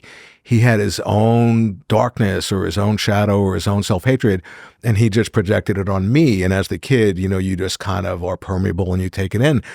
And then when you think about it, and in his unconscious, he was unconsciously feeling guilt around projecting the shadow out there. So then what does that mean? Well, that means he's going to do it even more to get rid of the feeling of guilt. Yeah. And that becomes the feedback loop. Yeah. Yeah. So in this, I think one of the big challenges is that we're ashamed of parts of us that we shouldn't be ashamed of, which is our animality. So the shame around our own animality, and the church has played a very significant role in this, particularly as it pertains to our sexuality, right? Right. Like we are highly sexualized beings. Our closest animal relative is the bonobo, and they resolve conflict by all forms of sex. Right. We are sexual beings. Right. And so the church placing particularly these puritanical value structures of the guilt and shame around our sexuality. And then we're also competitors. There's a pleasure in the competition and domination of our rivals. That's like within us. And I call that like the beast. It's the animal that's in there. And it's in everybody. Right. It's in everybody. And it feels good, actually. And that's the thing. And that's the thing I think people are really ashamed of is like, yeah, it feels good. But if you don't actually acknowledge that there's a beast within you that actually enjoys domination and enjoys, sexuality in its full expression, then the shame will create the shadow expressions of domination that'll play out in the really toxic ways, or shadow expressions of sexuality, which will play out in toxic ways.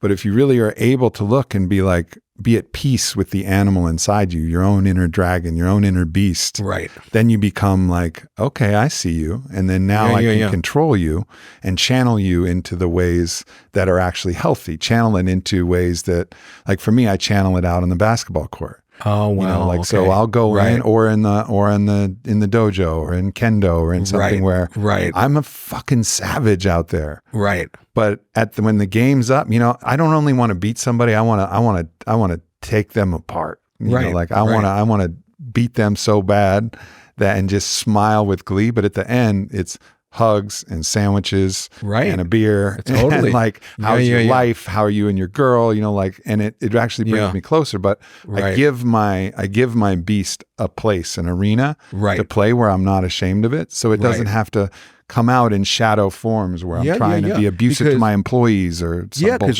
those shadow forms, one way of describing that is then if you don't have like a conscious sort of, if you're not having a relationship consciously with that beast or animal or dragon or whatever you call it, it will possess you beneath your awareness and it will act itself out in a destructive way. Yeah. That's what you're pointing at. Yeah. Yeah. And this is like the path of the dragon rider is to be like, okay, I've actually seen the beast within myself. And, this idea of slaying the dragon, I think we get this wrong. We get it in biblical terms, in St. George, right? Slay the dragon and you're, no. Right. The slay the dragon is to know that the dragon lives within you and that's part of your power. So in the Tibetan Buddhist model, like some of the tankas that they would worship. Oh, totally. Like these Yamantaka. wrathful, Yamantaka, the death destroyer. Fully hard cock, right? Like this wild being, but also carries the spiritual dimensions above it. And they channel the fury of that into their actual spiritual power. Right. And the essence of those deities is compassion. Yep.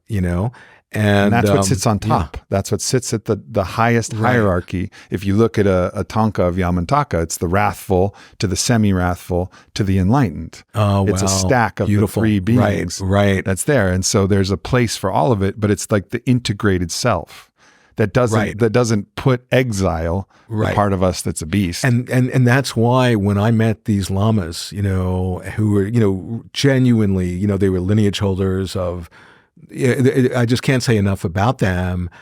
And here I was in this completely over-the-top traumatized state, having just gotten out of these mental hospitals and then, still dealing with my father abuse, just being around them where they were so congruent and just so embodying the teachings. It wasn't just like they were incredible teachers saying the words. No, they were embodying that love and compassion and that just being completely at ease with themselves. Mm-hmm. And owning all those parts of themselves. Mm-hmm. And I remember I would bring them to Portland every year, and host them and set up teachings. And one year they gave some sort of, I forget what empowerment it was, but in the questions and answers afterwards, or was it teaching, somebody asked them, what about your practice of Tantra? And they began laughing and they said, oh, it's a great practice, Yeah. And it's very much that. Yeah.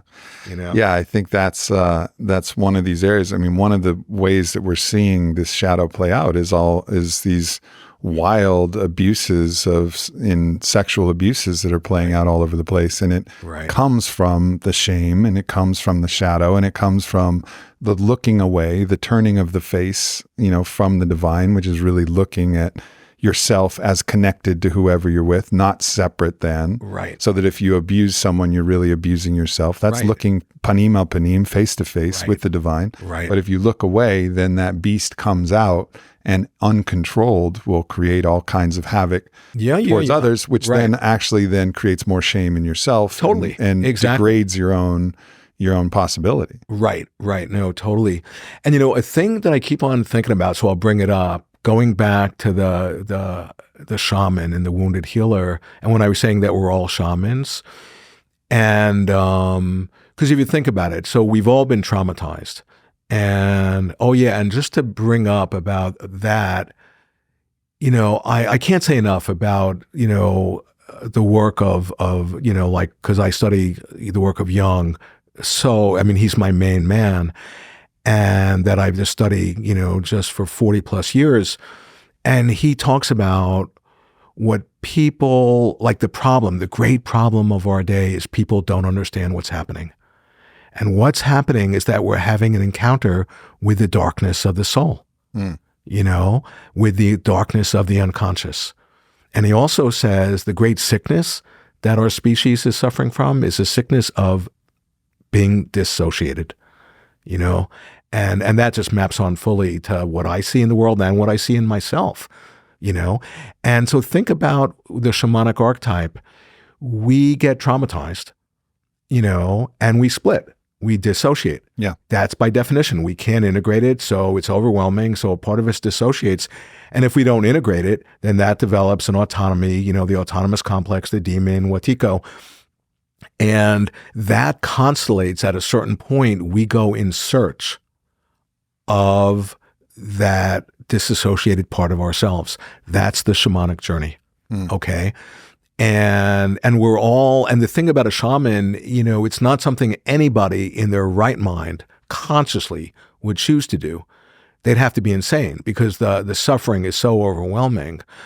But it's something they're called, that you're typically called to do. And typically when somebody's called, when I talk about this in that chapter, is that so often, if not always, it'll look like they're going crazy. Like from the outside, all of my friends, when I had my experience in 1981, I mean, I'm not friends with them anymore because they just solidified me as old Paul's in denial of his mental illness. And so from the outside, it'll look like the person being called is going crazy, is having a psychotic break.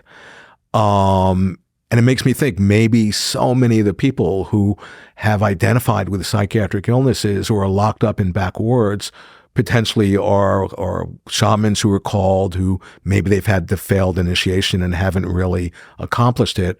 But the idea is at a certain point, the shaman goes in search of themselves, of the disassociated part of themselves, in such a way that they bring back their members. They remember, putting back the disassociated parts of themselves.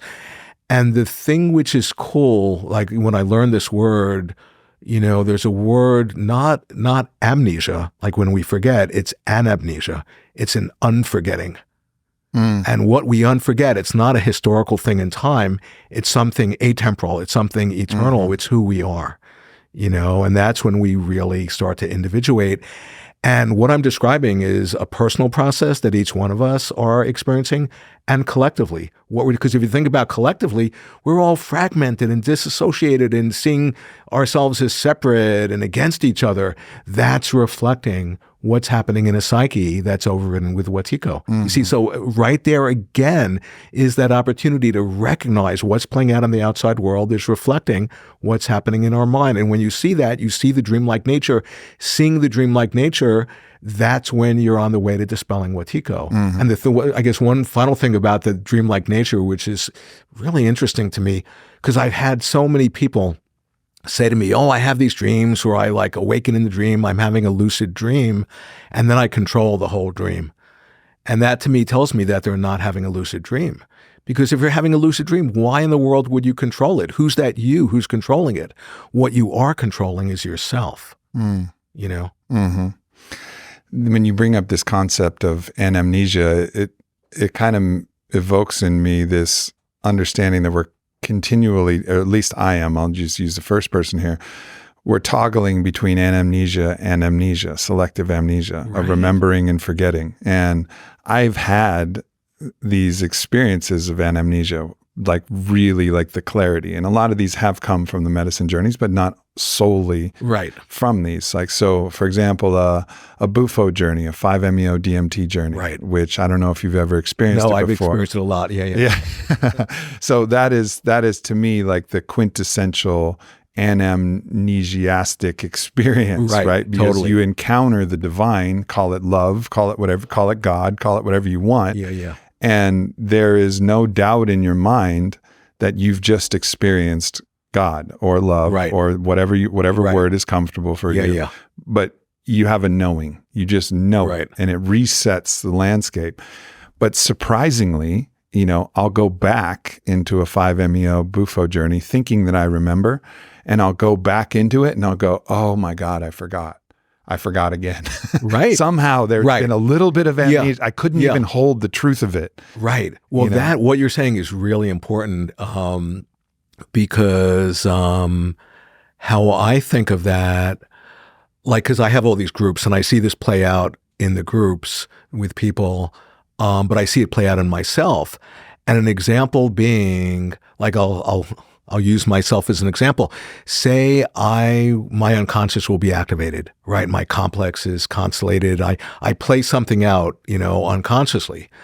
And then now if I stay stuck in that state, that's a problem, But then at a certain point, I pop out of the state and then I contemplate on what I just played out.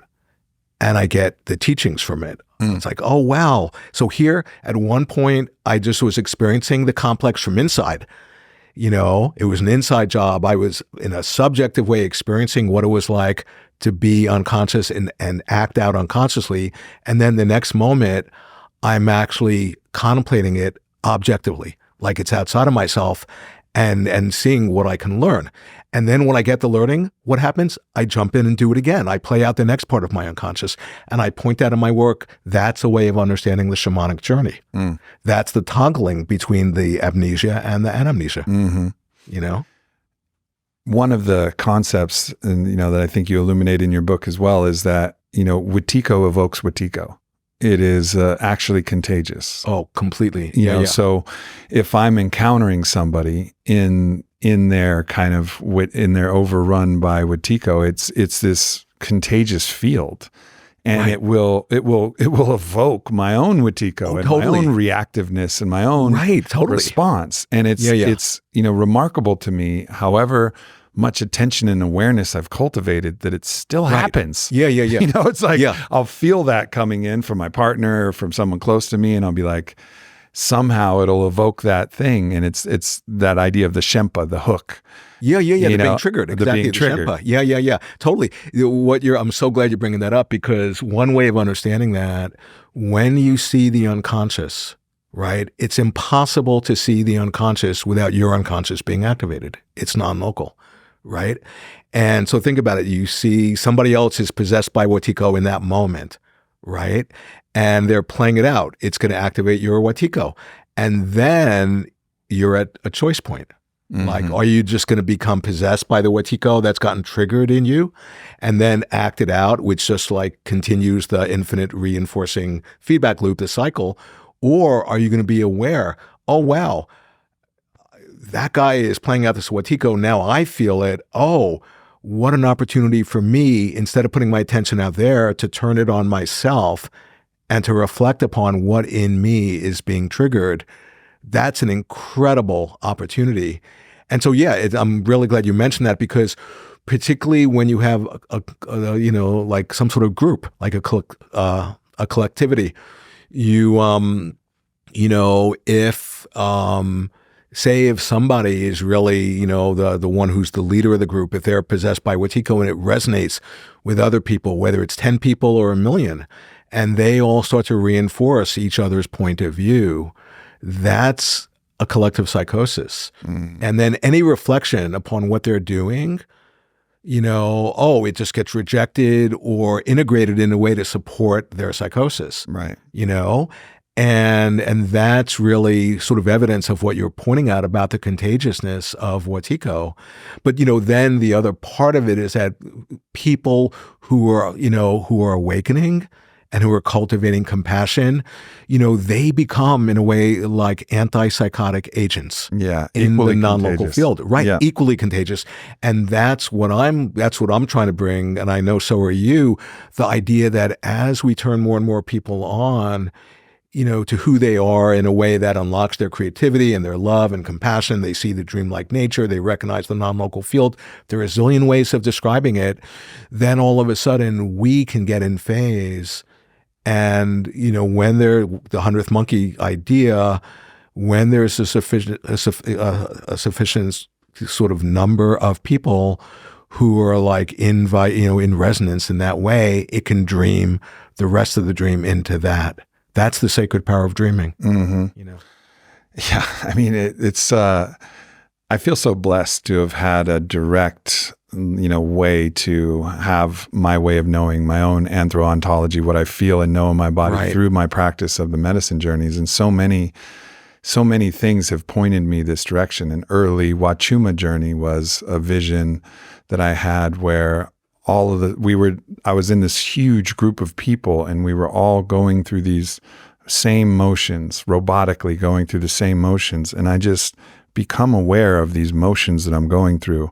And I go, why am I doing this? Why is everybody doing this? And I stop. Right. And I get very still and I look around me. And then I go and I reach over to somebody next to me and I just put my hand on their heart. And they stop what they're doing and they look at me. And then they go, oh, and then they look at the other people and they start putting their hand on another person's heart, and it starts moving and rippling out through this field, right? Where it's like awake, like becoming awake, then can help awaken others, which will help awaken others, which is the opposite of this kind of collective psychosis, which creates all the mob mentalities, and the fomenting of all. And it's this point. In his work, Jung again and again points out that the awakening has to start through the individual, and he has this beautiful image. He says, if you have this glass of water and take like a grain of sugar and dissolve it, it'll dissolve. And you take the second grain of sugar, it'll dissolve again and again and again until it reaches the saturation point. And then you add one more grain of sugar and a crystal will manifest. And he says that's the way in our unconscious that symbols manifest, but it's also what that means is that any one of us having realization of seeing Wetiko, seeing our shadow, the dreamlike nature, the quantum field, whatever, however you describe it, that could be the grain of sugar that crystallizes a global awakening in humanity. And seeing that, that's so inspiring. And it's true. I mean, and as I more and more study Jung, I more and more get, oh my God, he was totally switched on to this. He was, he had all these quotes about it, like, for an individual to have the realization, they're I think he says, make weight that tips the scale. I love that phrase. And because it's so easy to feel helpless as an individual and to feel despair and pessimism. But if you're feeling that, you're unwittingly offering yourselves into the hands of Wetiko. Yeah. That's one of the classic moves, is to say, the dark forces want to say, we're so powerful, you don't stand a chance anyways, so don't even try. Right. Don't even try. Just go hide in your bunker somewhere because it's all so bad that you don't stand a chance. And if you fall victim to that, then Wetiko wins. It's and you're then part of the problem, not the solution. Right there. Right. And it's it's really a big bluff. It's a game of bluff. And and I think that's what these totalitarian forces have used so often. It's this show of strength that then convinces people this show of strength is too strong. We don't have a chance anyways. Right. And so even though the numbers and the power and the actual rests within the people because of this show of force and this belief in the force. Right. And that's one thing I've seen and tragically so, in this time where Wetiko, the darkness has become revealed, particularly for me over the last 4 years and everything that happened with the pandemic and all of this. And it's continuing to reveal itself. Yeah. Some people have stared into that abyss and given it so much respect and so much credit that they see everything as Wetiko, and they just say, we don't stand a chance. And there's no reason to even fight. And that's exactly the opposite. That's exactly what Wetiko wants you to believe. Right, totally. And that's where,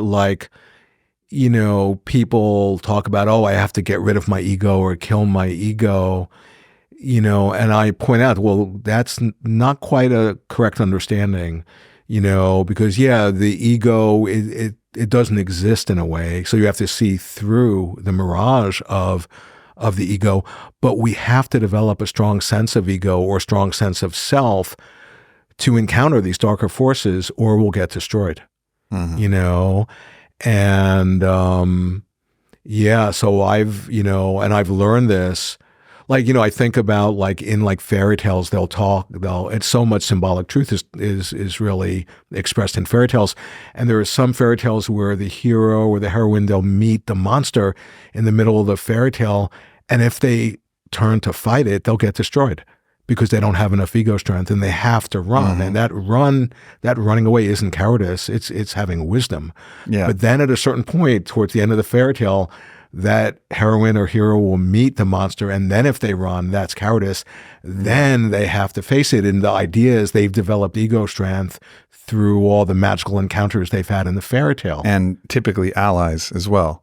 Right. And I've experienced that also, where I remember, so my father passes, and he was, again, as I've shared, deeply under the spell of Wetiko, where it was just the voice of the deceiver that was, coming through him, and he couldn't see truth from the fiction in his own mind. Right. So he passes, and so I'm in the mourning process, and I go into one of my own, most important private reflective medicine journeys just on my own.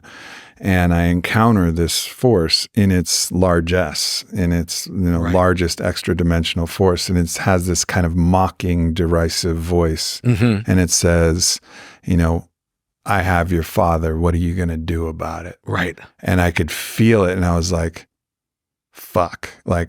actually, I can't face you right now. I'm not strong enough. I've been crying and mourning for 3 days. I'm all alone here in this. And if I don't have the force to actually do anything about this. So I called up all of my, sacred allies. I have like a necklace actually where we've exchanged beads, and these are like my soul family, my ohana. And I called them all together, and I was like, all right, we're going to go into a journey together to help see if we can liberate my father.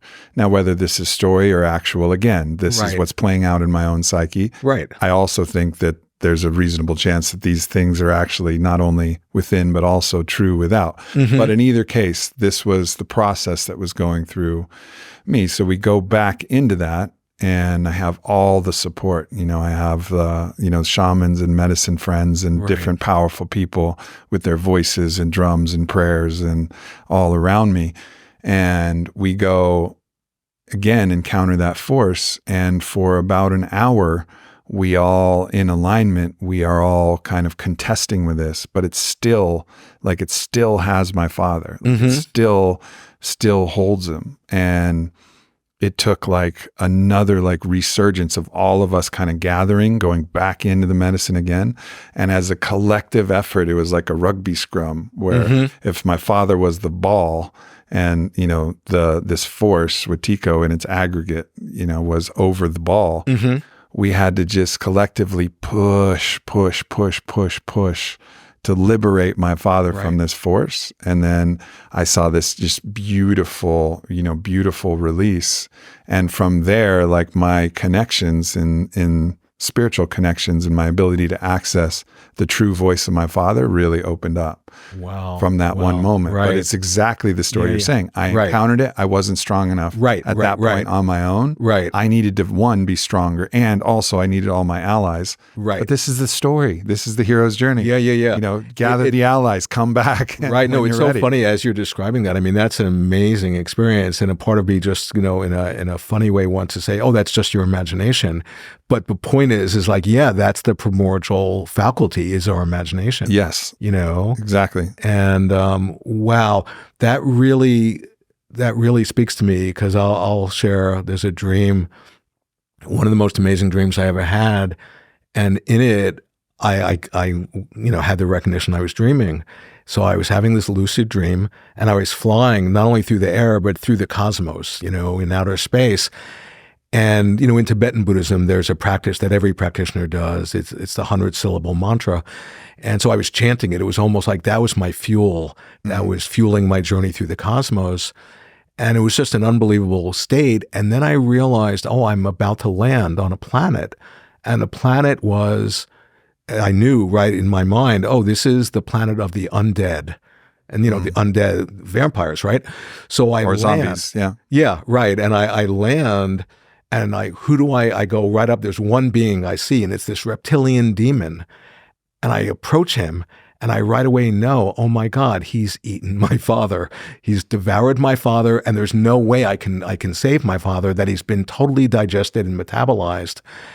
And I'm face to face with him, and that's when I woke up, And I'm still working. I'm doing active imagination in all different ways on the dream, and it's been years. Yeah. It's these myths, these myths, again, they speak through the collective to give us kind of guideposts. And I think understanding that whether or not this actually had any impact on my father's soul or whether it didn't. I would imagine it totally. How could it not? Of course. I believe that. But even if it didn't, what it did for me and how I feel, and like when I go sit at my father's grave and I talk to him, like the effect that it had. So even if there's a skeptic out there that's like, this is all nonsense or whatever, what is not nonsense is through this act of imagination or actually real perception, either way, it doesn't matter. The effect that it had was undeniably positive on your experience, on my life and the life that I will carry forward, and the memory of my father and in all of its ways. So this is a way, and I think what you're saying about the imagination is so important. People try to discard something. You just imagined it. Right. What do you mean you just imagined it? When you start to understand the dreamlike nature of reality, like the imagination is the fundamental substratum. Yeah, it's like that's what quantum physics is really pointing at, that we are creating our experience of ourselves and of the world each and every moment. There's no one else doing that. We are, so whatever's happening, right? We're then interpreting the ink blot. We're the ones who are placing meaning on what's happening. We're creating our experience. We have this incredible agency, but to the extent that we're not conscious of it, then all of a sudden we feel victimized.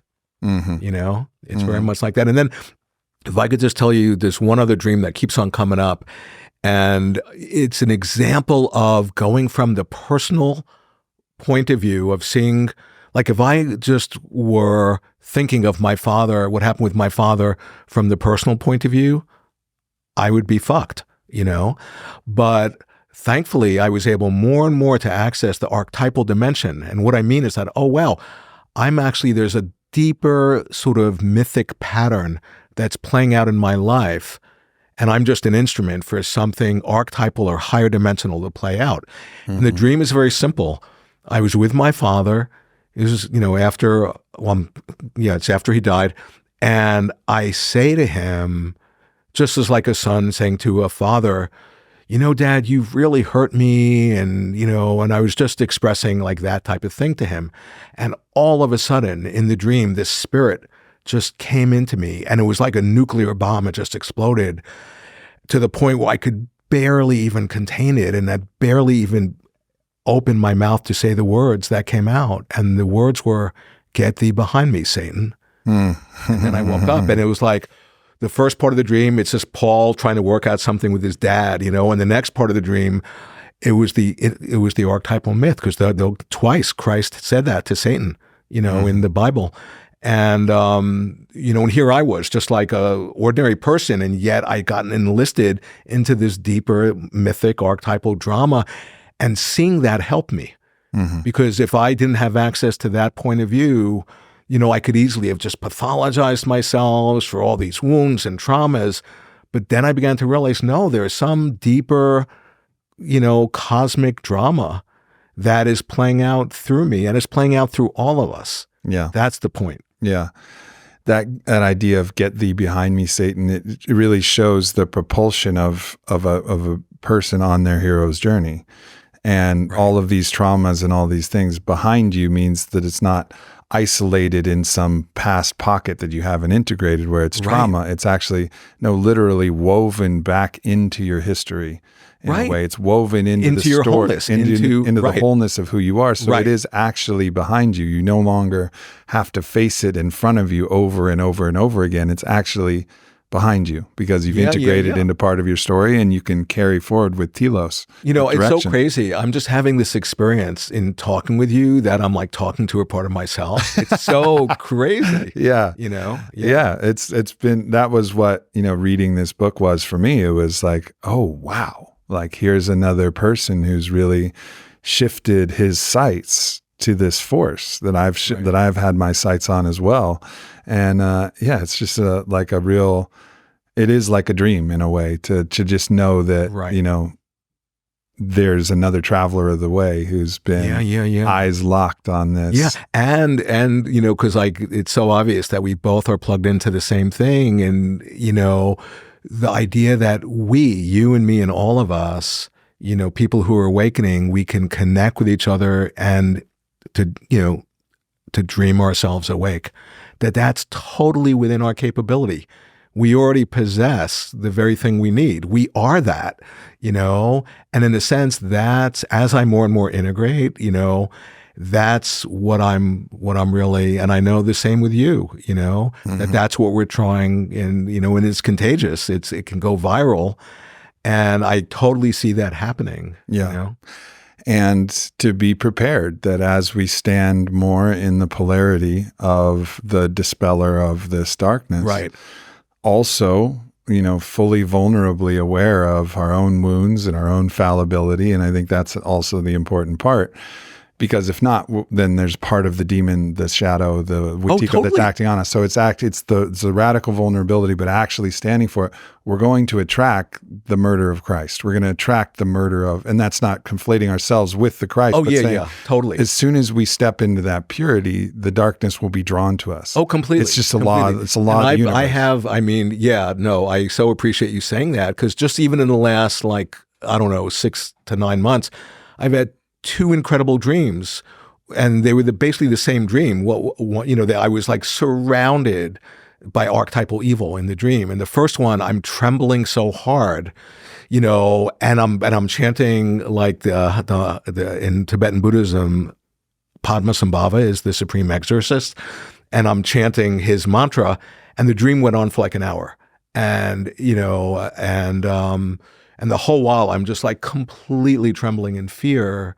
But when I woke up, I was so happy that was my go-to, Yeah. And then just a few weeks ago, I had another one of those dreams, and I'm in my bed back in my childhood home, and this evil force is picking up the bed and throwing it to the other side of the room, and I'm on the bed, and I see it wants to destroy me. And instead of the Padmasambhava mantra, I just began spontaneously chanting Om Mani Padme Hung, the mantra of compassion. And that was so cool, because it felt like, oh yeah, it was almost like I had gone back in time to the bed I grew up in where the abuse had happened. And I was just like, infusing it with compassion. Mm-hmm. And also when I woke up, I was so happy. Oh my God, that was my go-to, instead of just freaking out or being, whatever. So yeah, what you're saying, it's not for the faint of heart, to do this path. But this is what we're here to do. This is who we are. We're all being called to do this. And the fact that we can actually help other people and inspire other people, it's what I call to inspire to co-inspire, to activate the collective genius. Yeah. That we can do that. And it can go viral. And I just see that really clear. Yeah. And to just remind people too that any personal victory over Wetiko, over anti-you, is a universal victory. Right. Right. It's all connected. The personal and the universal is connected. Even if you don't even talk to anybody about it, even if it's a private battle that you win, that's uploaded to the collective. Oh, instantaneously. And your access point, the greatest access point you're going to have to the darkness is within yourself. Right. And that those victories within yourself are actually victories over the collective force. Yeah. Also. So just to remember, there's no private battle that's insignificant. There's no private victory that isn't recorded. That's so beautiful. And that brings up for me, the idea of the shaman or the wounded healer, I think of my own process. Say I'll be sitting in meditation and my wound will come up, right? At that moment, I have a choice. I can either interpret my wound coming up as evidence that I'm really wounded, and then I'm actually investing in my identity as being a wounded person, which just feeds the feedback loop of then I'm going to experience more wounding. Or if in that moment I can be awake, and if I can have the recognition that in that present moment, my wound coming up, it's actually a display of awareness. Mm-hmm. And it's not separate from my awareness. And I don't have to cling to it. I don't have to push it away. I don't have to identify with it. I can just allow it to self-liberate. And then the wound coming up actually has deepened my realization. Mm-hmm. Yeah, and then all obstacles become the way. Right, exactly. And all the Stoic philosophies. And that's the Tantra. That's the real alchemy of transmuting the lead into the gold. Yeah. Exactly. Yeah. Well, we got to do this again, Paul. Oh, totally. We got to do this again. This has been an absolute delight. I really appreciate you and just commend you for your courage, and I think there's that quote from Nietzsche, and it's something about beware of staring into the abyss, for the abyss stares back into you, right? And I remember I was in a very, very intense isolation dieta, and I don't know if you know the practice of dieta. Yeah.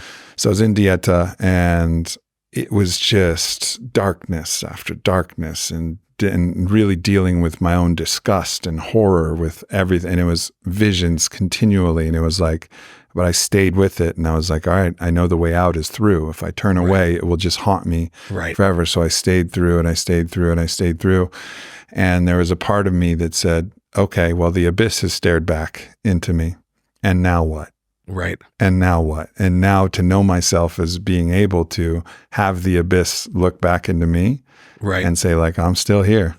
You know, there was a great, like, that was, I think, one of the deepest lessons of that journey was, it's okay. Understand that as you stare into the abyss will stare back into you. As you stare into Wetiko, Wetiko will stare back into you, and you'll be faced with that force. But that doesn't mean that all will be lost. If you can stand in that fire, in that crucible of transformation as the alchemist, as the mage, as the wizard, you know, you can make it through, and you'll be able to actually share that liberation with others. But it takes amazing courage. And I say all this because, you know, you've stared into that abyss, and the abyss has stared back into you, and here you are still standing and serving. Well, thank you. So and it's funny that just, I guess I want to say, like, because so many people have said something like that to me about my courage, and I don't feel that at all, because for me, it didn't feel like a choice.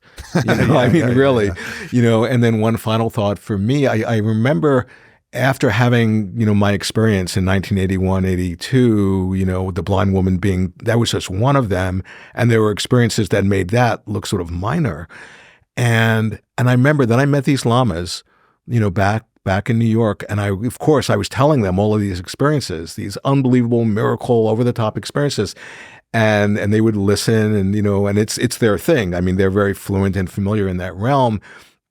And they said to me, what you need is to develop more compassion. And I just thought that was the greatest answer. Yeah. You know? Beautiful. Yeah. Beautiful. Wow. So I just so appreciate hanging out with you. Really. Yeah. Thank you so much. It's been a real pleasure. Everybody, hopefully you got a lot from this podcast. You have a collection of books. I personally read Undreaming Wetiko, found it as one of the top 10 books I've ever read in my life. Also letting people know, you know, my book, You versus Anti-You, will be coming out at some point as well, and deep in the writing process there. And so, yeah, blessings on your journey, everybody, and blessings on your journey, Paul. Consider me an ally in Thank you so much. Same. Yeah, totally. Absolutely. Much love, everybody. Peace. Thanks for tuning into this video. Make sure you hit subscribe. Follow me at Aubrey Marcus. Check out the Aubrey Marcus podcast, available everywhere. And leave a comment. Let me know if this video resonated or what else you would like to hear from me in the future. Thank you so much.